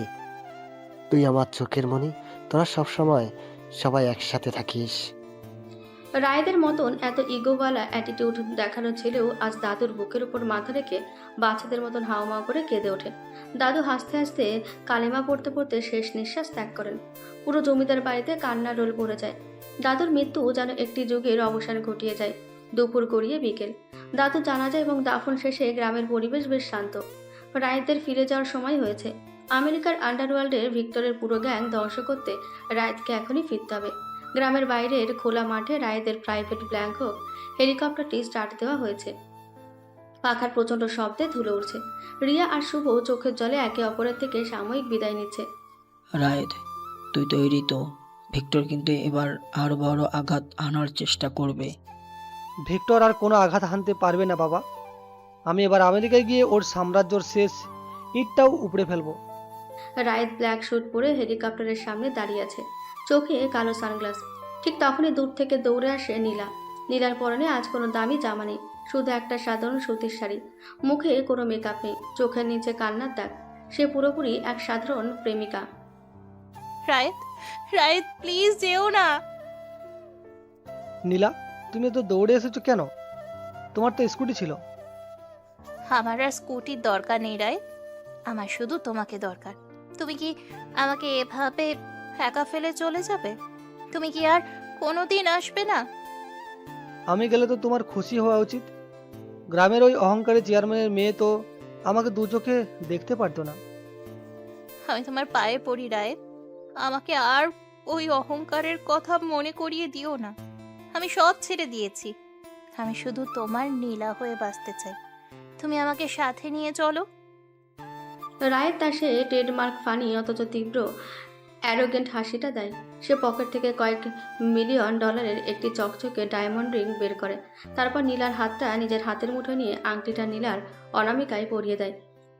এই রায়ের তালুকদার যা একবার নিজের করে নেয় তা কখনো ছাড়ে না। আমেরিকা পরিষ্কার করেই আমি আসছি আমার এই সাধারণ কিন্তু মিষ্টি বউকে চিরদিনের জন্য তুলে নিয়ে যেতে। আমি তোমার জন্য অপেক্ষা করব রায়, সারা জীবন অপেক্ষা করব। ওয়েট ফর মি মাই লাভ। রায়ের নীলার কপালে একটা দীর্ঘ উষ্ণ চুমু খায়। তারপর সে ঘুরে দাঁড়িয়ে হেলিকপ্টারে উঠে পড়ে। হেলিকপ্টারটি প্রচণ্ড শব্দ করে আকাশে উড়াল দেয়। নীলা চোখের জল মুছতে মুছতে হাসে। তার আঙুলে জলজল করছে রায়েদের ভালোবাসার আংটি। নিচে গ্রামের সবুজ মাঠ আর উপরে অনন্ত আকাশ। একটি অবহেলিত ছেলে কিভাবে পুরো গ্রামের ভাগ্য বদলে দিয়ে তার নিজের রাজত্ব আর ভালোবাসা ছিনিয়ে নিল, তারই এক অমর সাক্ষী হয়ে রইল এই গ্রাম।